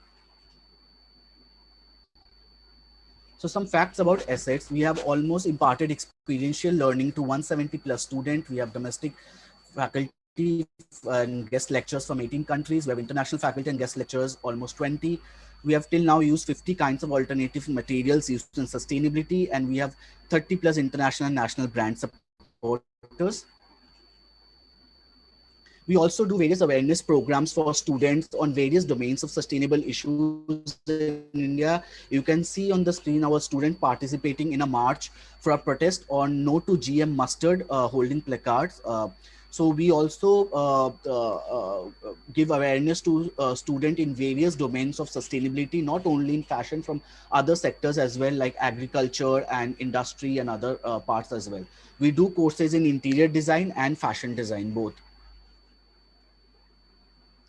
We also take student programs and make them go to weaving villages and understand about organic cotton, the entire process, why it is important, what is the difference between a normal cotton and organic cotton, and also about eco-friendly natural herbal dye color, the entire process and usage. So this is now what is so different about us is also about how we have structured our sustainable and ethical studies curriculum. So the entire curriculum framework has been divided into 4 parts, which is the first part is being the awareness and acceptance. That first of all, student or we have to be aware and accept that yes, there is a problem. Fast fashion or cheap design is a problem, and we need to find a solution. So we need to put into a lot of research and development to find a solution, and then look into its application and usage, how to implement the solution which we have got through research and development, and then of course do the full analysis of our strength, weakness, opportunity, threat to impart our overall success to the project. So this is how the curriculum has been developed. So the entire curriculum also takes in account of the sustainable development, UN Sustainable Development Goal. We work closely on various development goals set up by the UN. So year 1 is all about understanding the issues, effects, and cause of the sustainable and ethical chapter. The entire objective is to make students aware and understand and knowledge in global and national environment, various issues, agendas facing the world. So we talk about climate change, global warming, pollution, capitalism, resource depletion, consumerism, and genetically modified species. We also talk about workers' right, exploitation, sustainable wages regarding different industry. We also see how the environmental impact of various industries like oil, mining, timber, fishing, and fashion textiles, and also understand about deforestation, fossil fuel, sand, mineral, stone, and water. And then students are said to come out with innovative solutions to all these problems, and also understand the UN Sustainable Development Goals. They also read about Paris Climate Agreement, the ocean cleanup, and various organizations, international organizations who are working closely on sustainable and ethical issues like Greenpeace, the Network, Ethical Fashion Forum, United Nations, Fair Trade, World Wildlife Fund, and others. The year 2 is all about various research into sustainable materials, technology, and innovation. So students start understanding the environmental impact and sustainability within the fashion industry. They also work and see about non-renewable and renewable energies. They understand about various materials like cotton, GMO cotton, linen, silk, piece silk, recycled and upcycled materials, and also look into innovative materials like bamboo silk, pineapple, other innovative materials, and recycled and upcycled product. They also look into the use of renewable and non-renewable energy within the design industry, especially in the fashion industry, and understand about the health and safety, remuneration, waste management, and labor condition associated with the industry. So year 3 is the final theory and dissertation, where they have to put a written analysis and interpretation of data, fact, and other information in the form of a dissertation. The research topic is about sustainable and ethical topics related to an industry, and they have to present articles, facts, and figures, diagrams, and images. Of course, understanding the entire development, sustainable development goals of the industry, UN. So while we were teaching these subjects to the student, I'm talking about 2015, still there were not a lot of brands in India who were focusing on sustainability, and still students were not, they didn't have anybody inspirational from India to understand that sustainable fashion can be fashionable as well, and it can be on a different level. It doesn't have to be boring, it can be fashionable. That's when we thought that why don't we launch a sustainable fashion label, and make and show students that sustainable fashion can be stylish as well. So that's when we launched Micronesium, which is sustainable apparel. So all the collections are done by using upcycled and recycled fabrics. If you can see this part, this is all made with organic cotton and herbal colored dye, and it can show student that sustainable fashion can be stylish as well. It doesn't have to be boring. Also, we need to show student that sustainable fashion can also work as a conceptual art. It can have that kind of like a couture feel in so we were also invited to showcase at Eco Fashion Week Australia, Perth, where we showcased this ensemble, which is made out of different shirt pieces sewn together to create an entire piece. And the whole idea was about disjointed, that how we are completely disjointed from the society and completely broken away, and doesn't care about the environment, the climate, the human factor at all. So this was uh, uh, the show which was held in Australia, and this was the garment which was showcased there. We were really lucky to get invited, and a student can see that sustainable fashion can be showcased on an international level, and it can be interesting as well. So I would quickly go through certain research topic which our interior and fashion design students are doing on sustainability. So one topic is about usage of timbercrete for interior designing as a sustainable design material solution to carbon control emission. Another topic, a student is using mycelium as a material development for interior design. They are understanding how mycelium can act as a material, can act as an innovative material in terms of interior design material and product. I'm not going a lot into detail because as we are running out of time. One of our students is also doing a research on ramped earth, a sustainable and structurally safe green building and a housing solution in the era of global warming and climate change. This is all the interior design student, and our fashion students are also working on a research topic. Our postgraduate fashion student are working on topic about androgynous sexuality and sustainable fashion. the cyber world and future in making, or understanding how androgynous sexuality and sustainable fashion are going together, and how sustainable fashion is impacting the androgynous fashion which we are seeing nowadays. Also, growing consciousness of slow fashion in India, change in consumer behavior due to COVID, post-COVID-19 in India. This is an interesting topic where our student is also working on influence of appearance related content on social media marketing body image of a college going females in India. A little bit out of track on sustainability, but it's an interesting topic, understanding the psychology of a college going student and understanding the body image issues they face. Also influence of fashion in music industry, and we are now the student is now looking that can sustainability be a part of the music industry and the fashion industry as a whole, influencing the whole music industry as a whole. Our students were showcased, our student collections were also showcased at various international events like Pure London UK and Kyiv Ukraine in 2018. The label were label Bado by Priyanka Golcha, Dagdai by Harshul Arora, and Insom by Sajal Jain. Certain sustainable design label by our alumni, Harshul Arora, his label is Dagdai, again using sustainable piece silk as a material and has been showcased internationally. Sajal Jain also is an award-winning designer, and her label is called Insom, again a sustainable fashion brand, and she has showcased in Europe as well. Priyanka Golcha's label is called Bado. She has also showcased in Europe, and her again a sustainable fashion collection.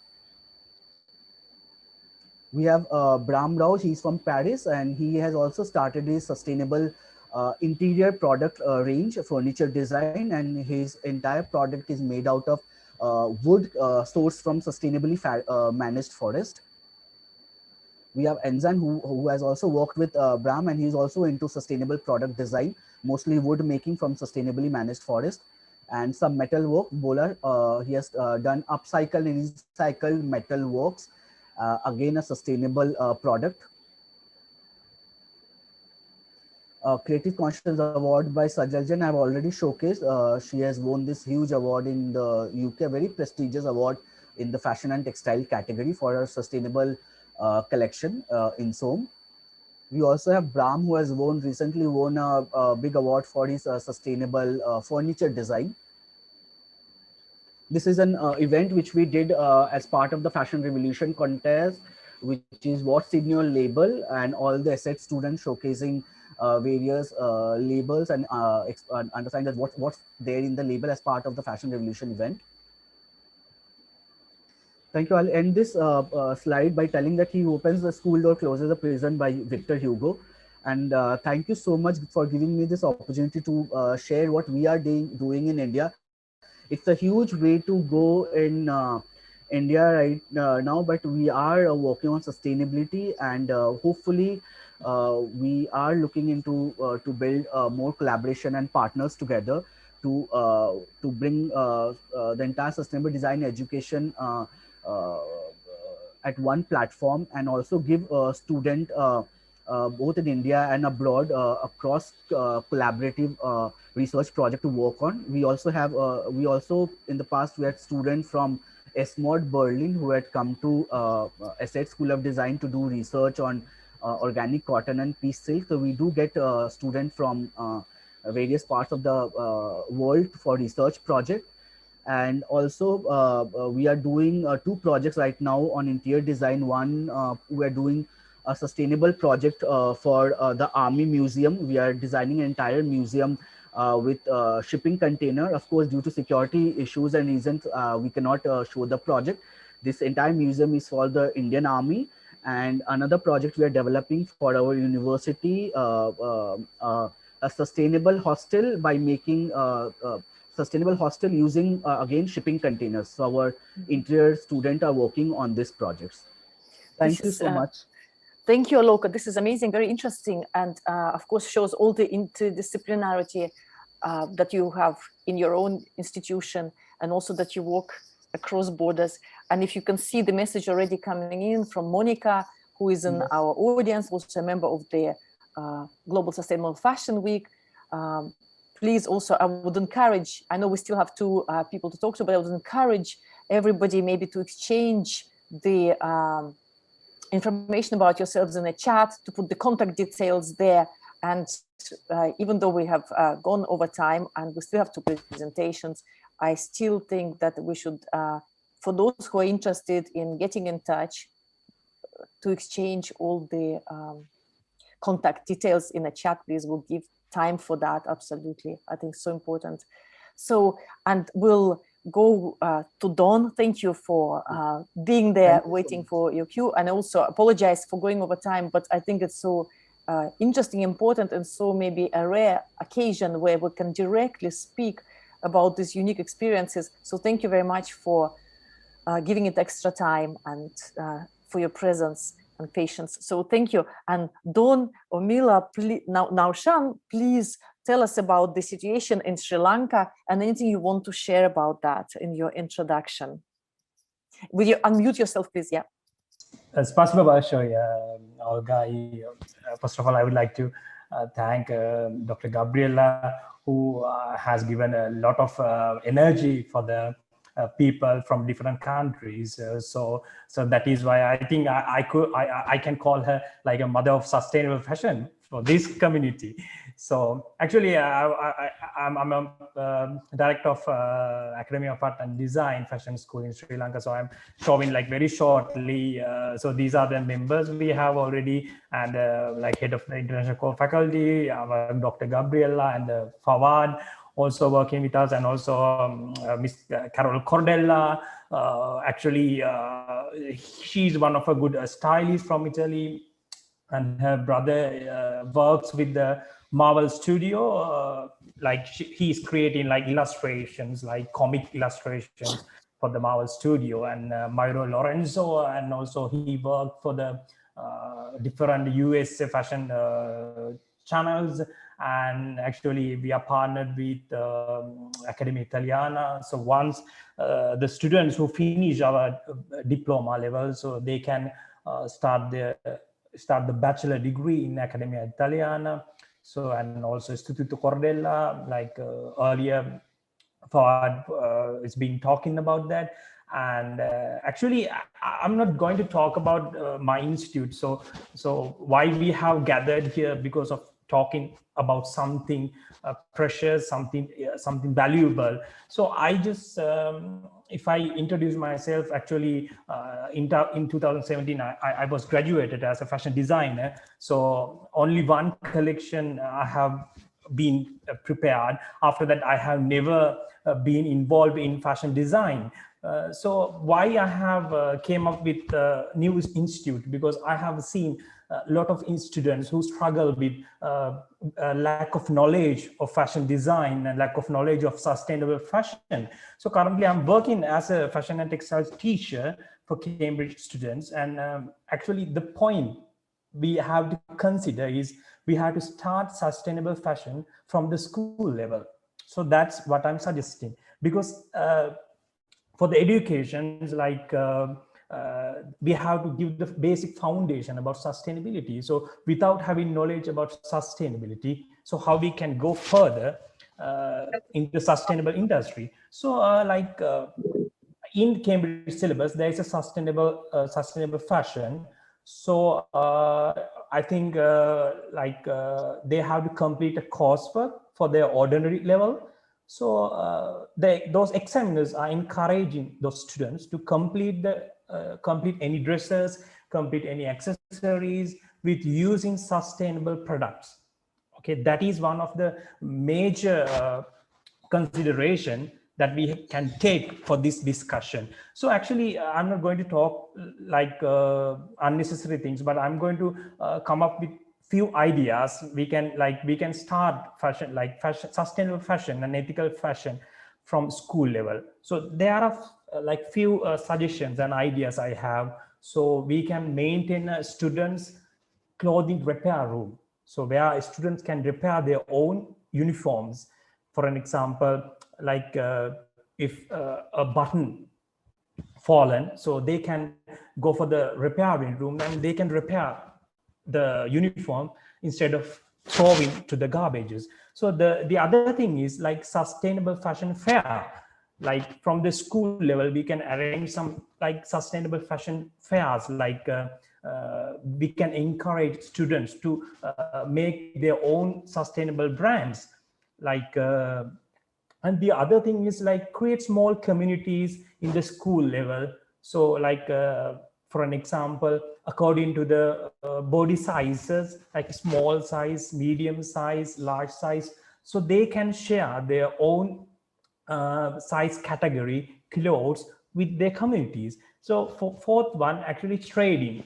I have come up with trading. So, you know, we can exchange a sock for a one ruler, one for a one pencil. So we can exchange extra clothes with each other. So that is another thing. So I have come up with like these ideas to encourage the students from the school level. That is the basic thing what we have to do.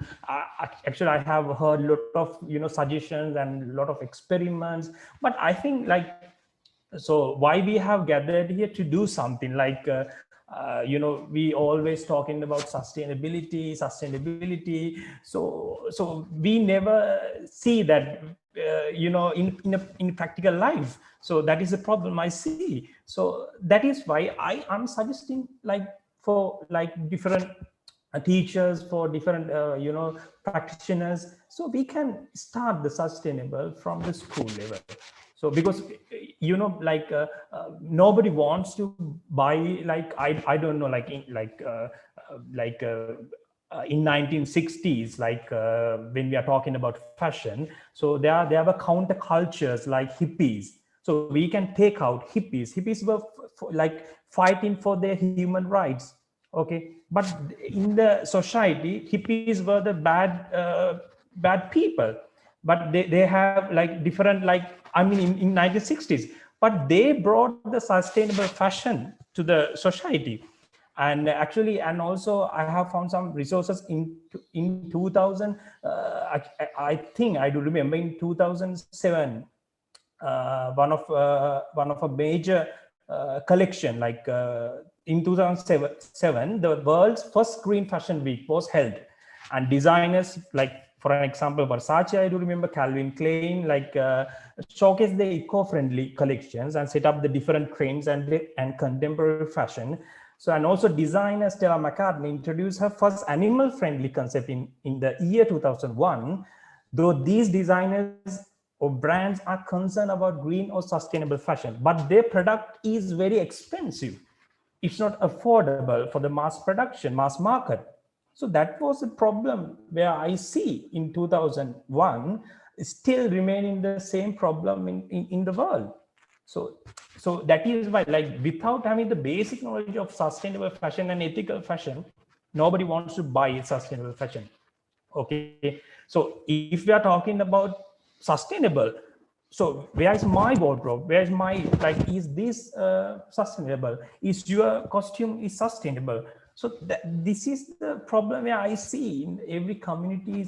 So I think like Gabriela Valek has started a good step, so she will lead to make it real. So I think I'm really grateful to Dr. Gabriela. So now it's time to bring those you know, discussions into the real life. So, and I think we can, I think, and also like there are a lot of experts, fashion experts. I think we can you know, arrange competitions, you know, sustainable fashion competitions, and we can spread these ideas for all over the world. So like otherwise, like we will, like there will be only a discussion, and only it will remain in only in our panel.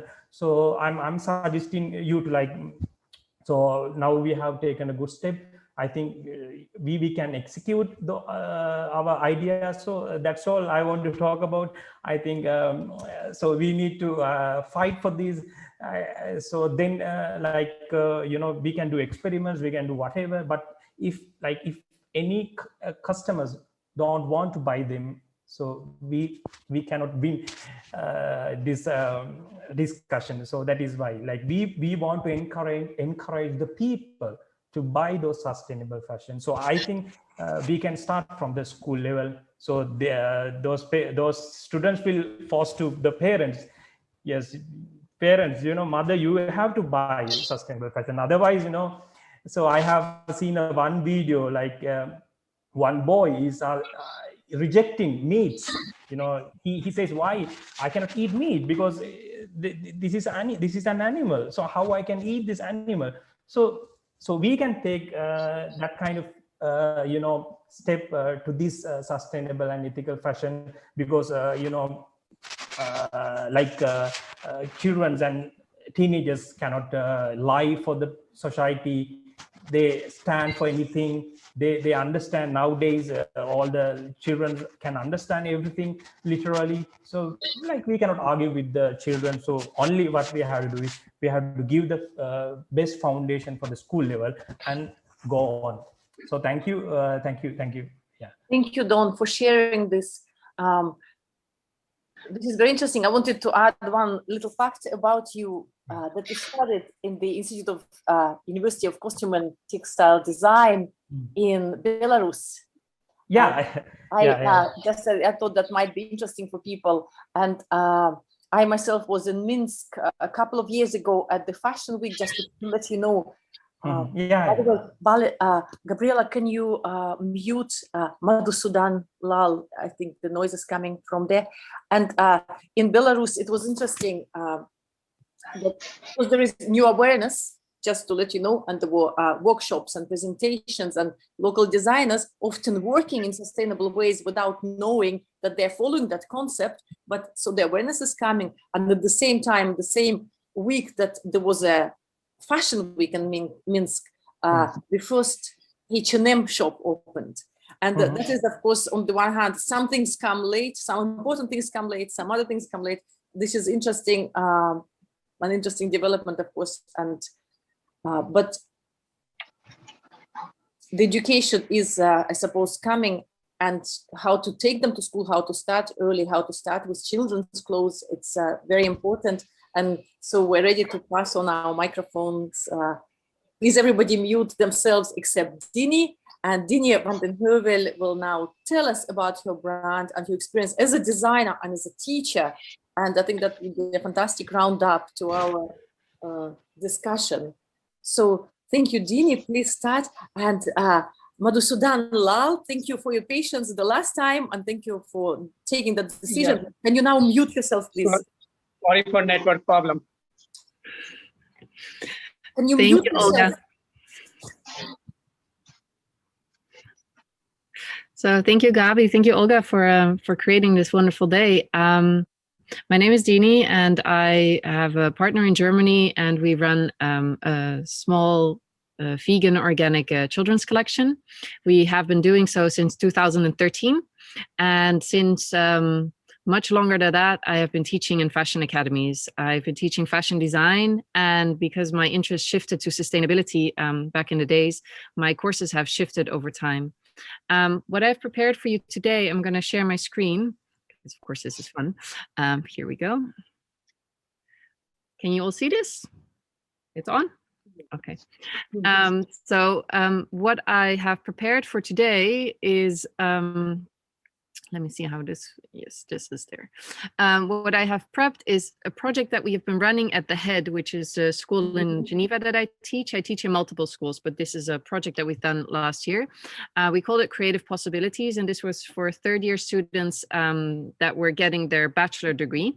And so what we did is we created a 2-day intense workshop to experiment and explore cradle-to-cradle thinking. We were fortunate enough that the EPEA, which is the Swiss part of the Cradle-to-Cradle Foundations, was supporting us, and that they have co-helped make this project. I'm going to talk you through, because this is the specific project that one of the students groups did. So basically, I know part of it is in French, but I'll try to talk you through it. Because what we did is we went for a focus where we explain what is cradle-to-cradle thinking. So what are biological cycles and what are technical cycles? And then we have asked them to come up with a product that they want to explore. And this focus for the workshop was for fashion designers, but we also had jewelry designers, graphic designers, interior designers. We had students coming from all different directions of the school. I normally only address fashion designers, but in this case we had over 150 students coming together from 7 different directions. And this specific small group of students decided to frame the problem, saying, how can we compost and what is that composting? And our first question there is, in Geneva, but more globally in Europe, most of us tend to live in cities where we don't per se have a garden where we can compost. So how can we compost inside? And what would be needed for this? And as cradle to cradle thinking really pushes you into thinking in 2 terms, either a biological circle and a technical cycle, immediately from the get-go, from the start of this project, they had to think not only product, but also how am I going to create this object?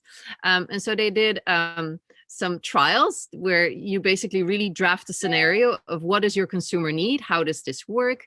What kind of materials could it be for? And what is the problem that your consumer has? So your consumer has waste. Your consumer has food waste and we want to get rid of it somehow. And so they started thinking, what can we do? Can we have plants on it? Most people that live in apartments, they have this waste, but they also have plants normally. How can we maybe integrate both of those? We don't want to have worms crawling around all over the apartment. This would be not so much fun. So they were sketching out, mapping out different ideas. Then they made it more concrete. So they went for, so what if it's like a basket on top where there are plants growing, then below that you see the compostation happening, and then below that there's a drain where the composted liquids could be reused. There are others where they start thinking, okay, we make it into a beautiful object, or where we start in a linear way, like our houses used to be when we didn't have a fridge. So you have the compost on one side, the plant on the other, and basically one nourishes the other. And then their favorite idea was, how can we integrate it in a design object, which is a furniture object? So they went on with that, thinking, okay, the next phase is that they rapid prototype it. So they use whatever they had nearby, and so they came up with some kind of table which has inside the vertical column is the composting bin. So the whole idea was that you could open the drawer and you at the side drawers that you see, you could hold stuff. So you could have your fashion magazines or whatever you like to have in your tiny apartment. The table part is which would be in your kitchen, so you would be cutting your vegetables, and then the top lid would open and you could basically slide all your food waste into the column, which would then start composting. The little square at the bottom that you see is where the nutrients that you could recover, so the liquid and the composted goods for your plants could come out and you could extract them. And so they came up, oh, sorry, somebody is sitting on my cord, my computer shifted.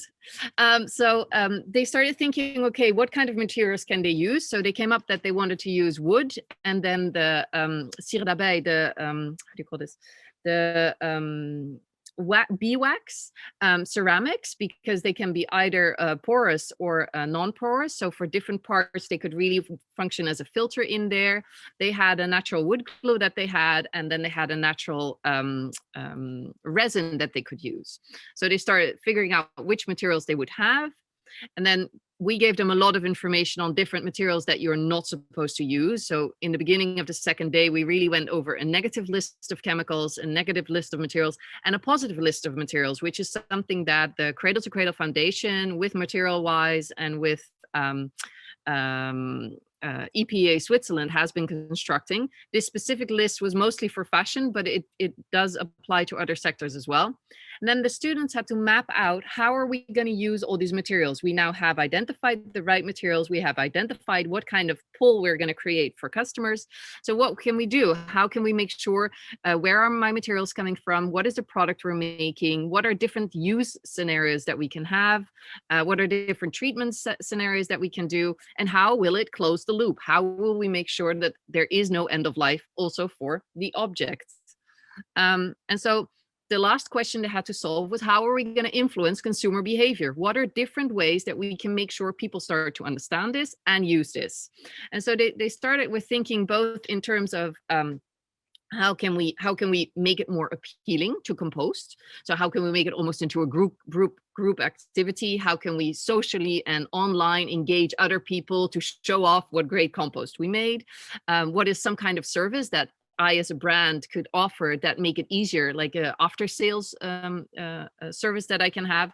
So where, for example, I collect what you're composting so that I get this back in order to help out. What are different ways that we can inform you about what to throw in there, what not to throw in there? So they were really thinking how to communicate before sales, after sales, and create a community thinking in order to get the product out there. And basically, this is a product and a process that we have been going through. I'm going to stop sharing here. So this is a process that we have done with these students to really implement what is design thinking and what does it mean to start thinking in loops.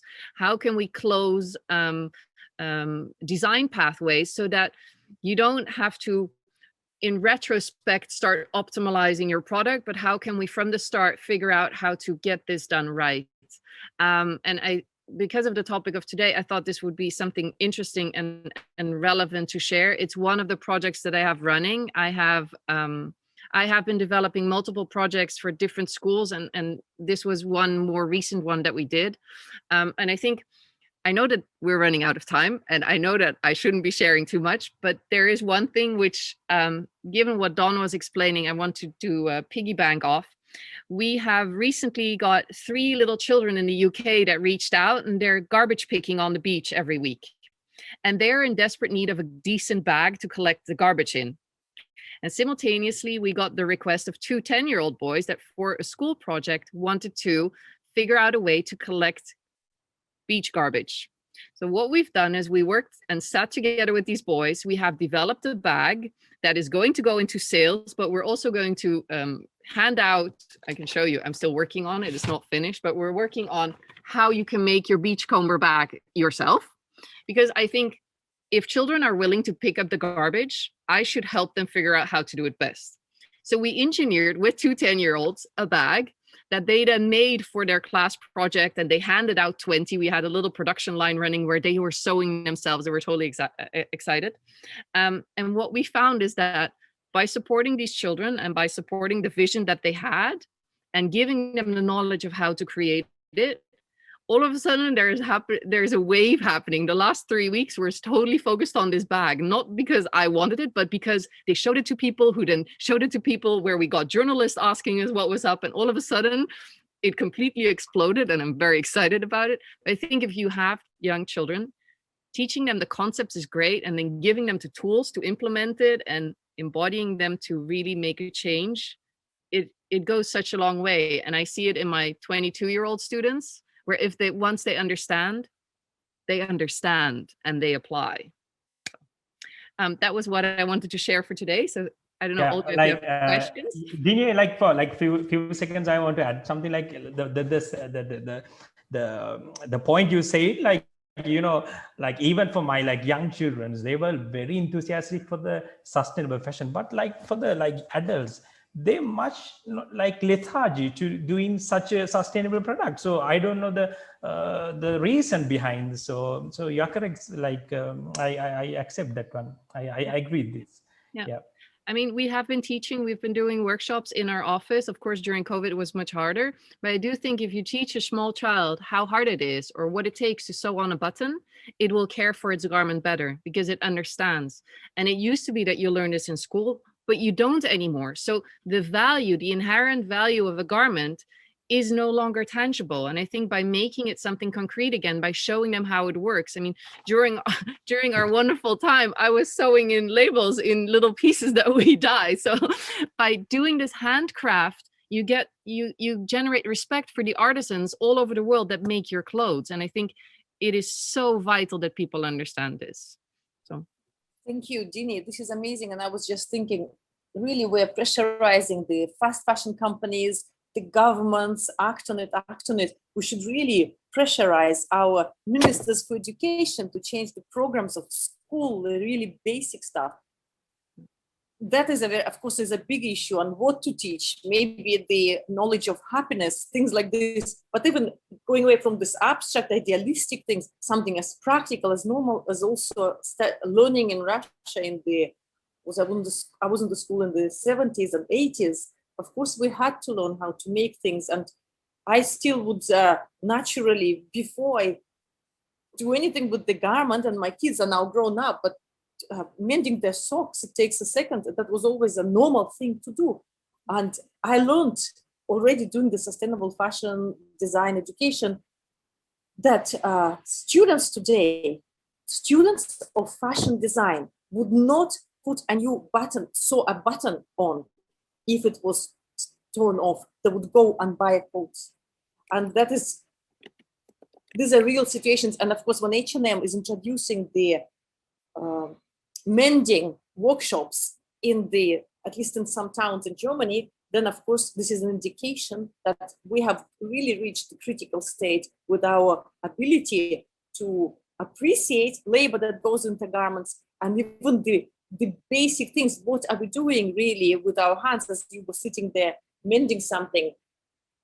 How many hours could have gone into mending while people are have been behind the screens and just at home recently? You know, that was also maybe an opportunity, and maybe it has been used by some brands. So I think for me, the important, maybe the biggest takeaway and a kind of an idea is actually maybe don't even,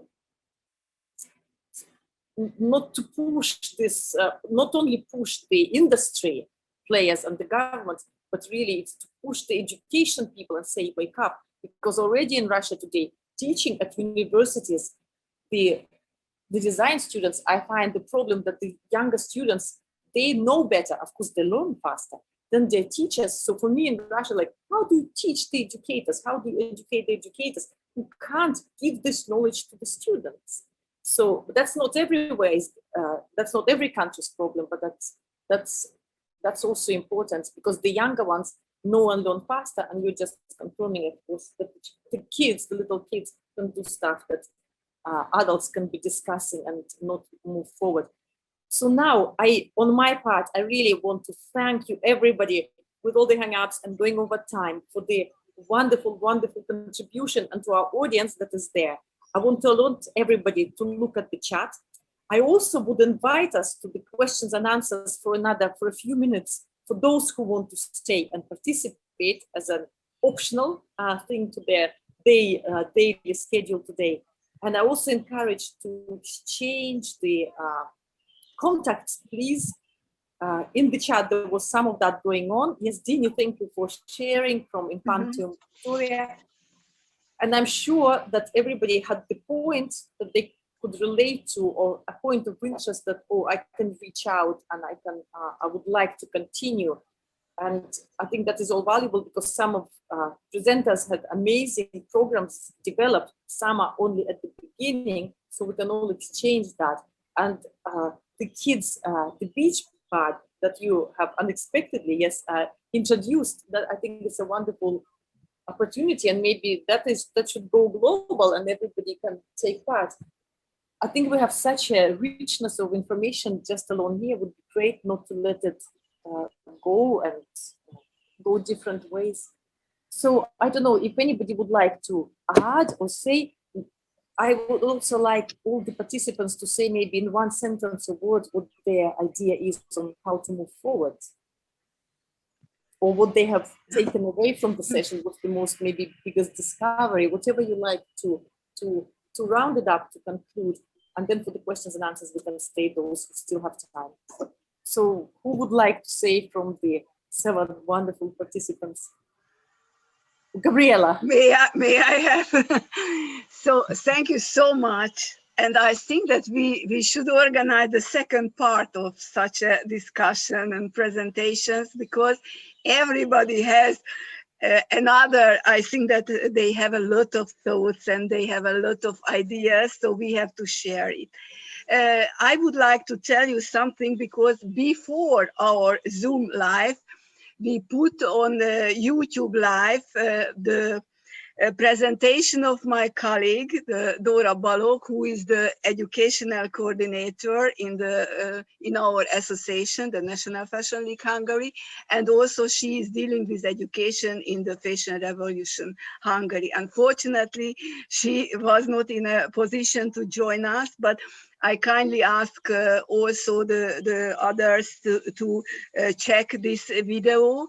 In this video, we can see also the beautiful fashion show, kids fashion show of Matusudan Lal. He is here.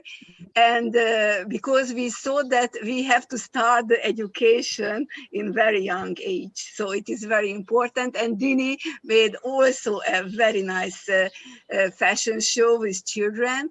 And also another expert, she is also a designer and also an educator, joined to this panel, because she was hesitating to have a presentation about her designer role or about the educational role, and she made now a presentation. So I think Mrs. Janosi made also a very nice video for us. So we invited also our lecturers either to join in the Zoom live, or they had the opportunity to send a video. So thank you so much, because I think that it was maybe for the audience, it is a bit too much in advance, but I think we have to think over and to change these practices. And I'm very proud of the fact that I am involved in this Asian educational institutions and institutes, because I can share also my practice made here in Europe, and they share their own practice in Asia. And I think that anyhow we meet this practice and knowledge. And I think we are a global family, and that's why the Global Sustainable Fashion Week created a global platform. And it is always a very good feeling to see the people from all over the world joining and to work together and love each other. And thank you so much, Olga, because you are really a very good moderator. Thank you very much. Thank you for participating. My job was the easiest. I was so keen on learning and hearing and feeling this, well, I suppose unity, the connectedness, of course. I think this is so special. And I also ever grateful for, another crazy thing I was going to say, I'm so grateful to this issue of sustainability, but that really brings people together and that really breaks borders. And of course, the sooner we make it, the more efficient and closer, the faster we solve the situation. And I think fashion, from my experience, it wasn't the ecologists that in Russia, for example, people listen to. It wasn't the activists, because that could be also quite off-putting, but it was people in fashion that could come up and say, look, we have an issue and this is how it is represented. Look at the object as a process, not as a result. And every process has environmental footprint, whether you're producing watches or fridges or telephones, but we can, using the garment, the fabric, the textile, we can show the journey and show the problems, find the solutions, and program the people into sustainable thinking, circular thinking, and even the new business models, of course, the rental, the repair, the take back programs. We can lead the industries. I often say, look, fashion industry at the moment is also solving a lot of problems. Not only we haven't created the plastic bottles that now we're putting back into the fabric and taking them in as materials. Okay, we know with you it's about microfiber, steel, once and once over when we do that, but it still is a solution that helping other industries to solve the current, it's the best solution for now that we can offer. So fashion is also, of course, powerful communicator, but also the solutions it has.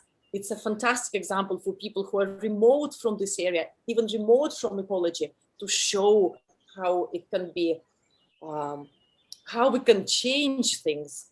So I think it's amazing. And of course, wearing clothes is all the common thing that we do. And we have amazing samples from history, from various continents. And of course, Gandhi comes to mind, that, that you can really change the world. And we have a very good subject with you to use in order to promote this, the better things. I know we are running out of time. We should go back to work and act on it. But I'm delighted that we can be now, that we have met face to face, and we can continue the conversation. So from me, thank you, everyone. And this is it. So I don't know if anybody wants to share anything or their impression or the biggest takeaway from the session, including people from the audience. And then we'll conclude. I'll pass on officially to Gabi to. I'm very fortunate to see so many people across the world doing amazing work in sustainability. As as I can tell that it's a real difficult path, because still we have long way to go. But if we all come together and work together, collaboration is the key forward, and we work together.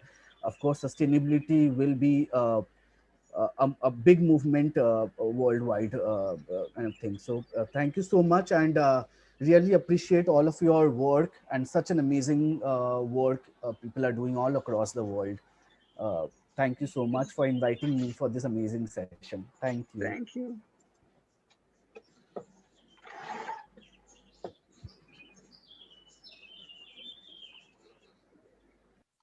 Anybody else, just unmute yourself, or otherwise, thank you. And I would pass the floor to Gabi. Yes. So big thanks for everybody. And I would like to invite you also for the next panels, because during this week, we have also a lot of interesting issues. Tomorrow you have a video presentation about the sustainable fabrics. After tomorrow, many experts are discussing about the challenges of the sustainable and circular fashion, which is they deal with the issue from their own aspect, also from education aspect, also as a designer, an advocate. So it will be also interesting.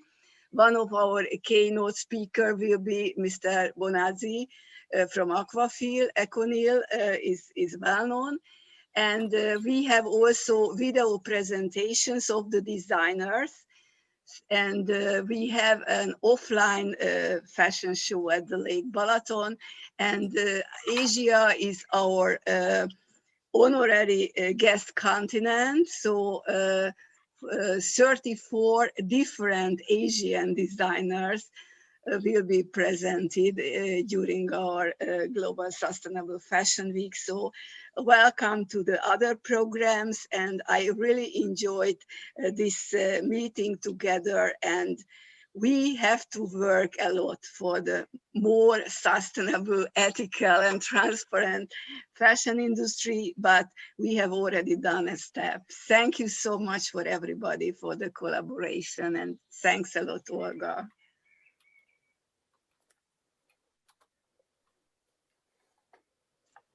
Thank you. Bye-bye. Bye-bye. Bye-bye. Take care. Take care.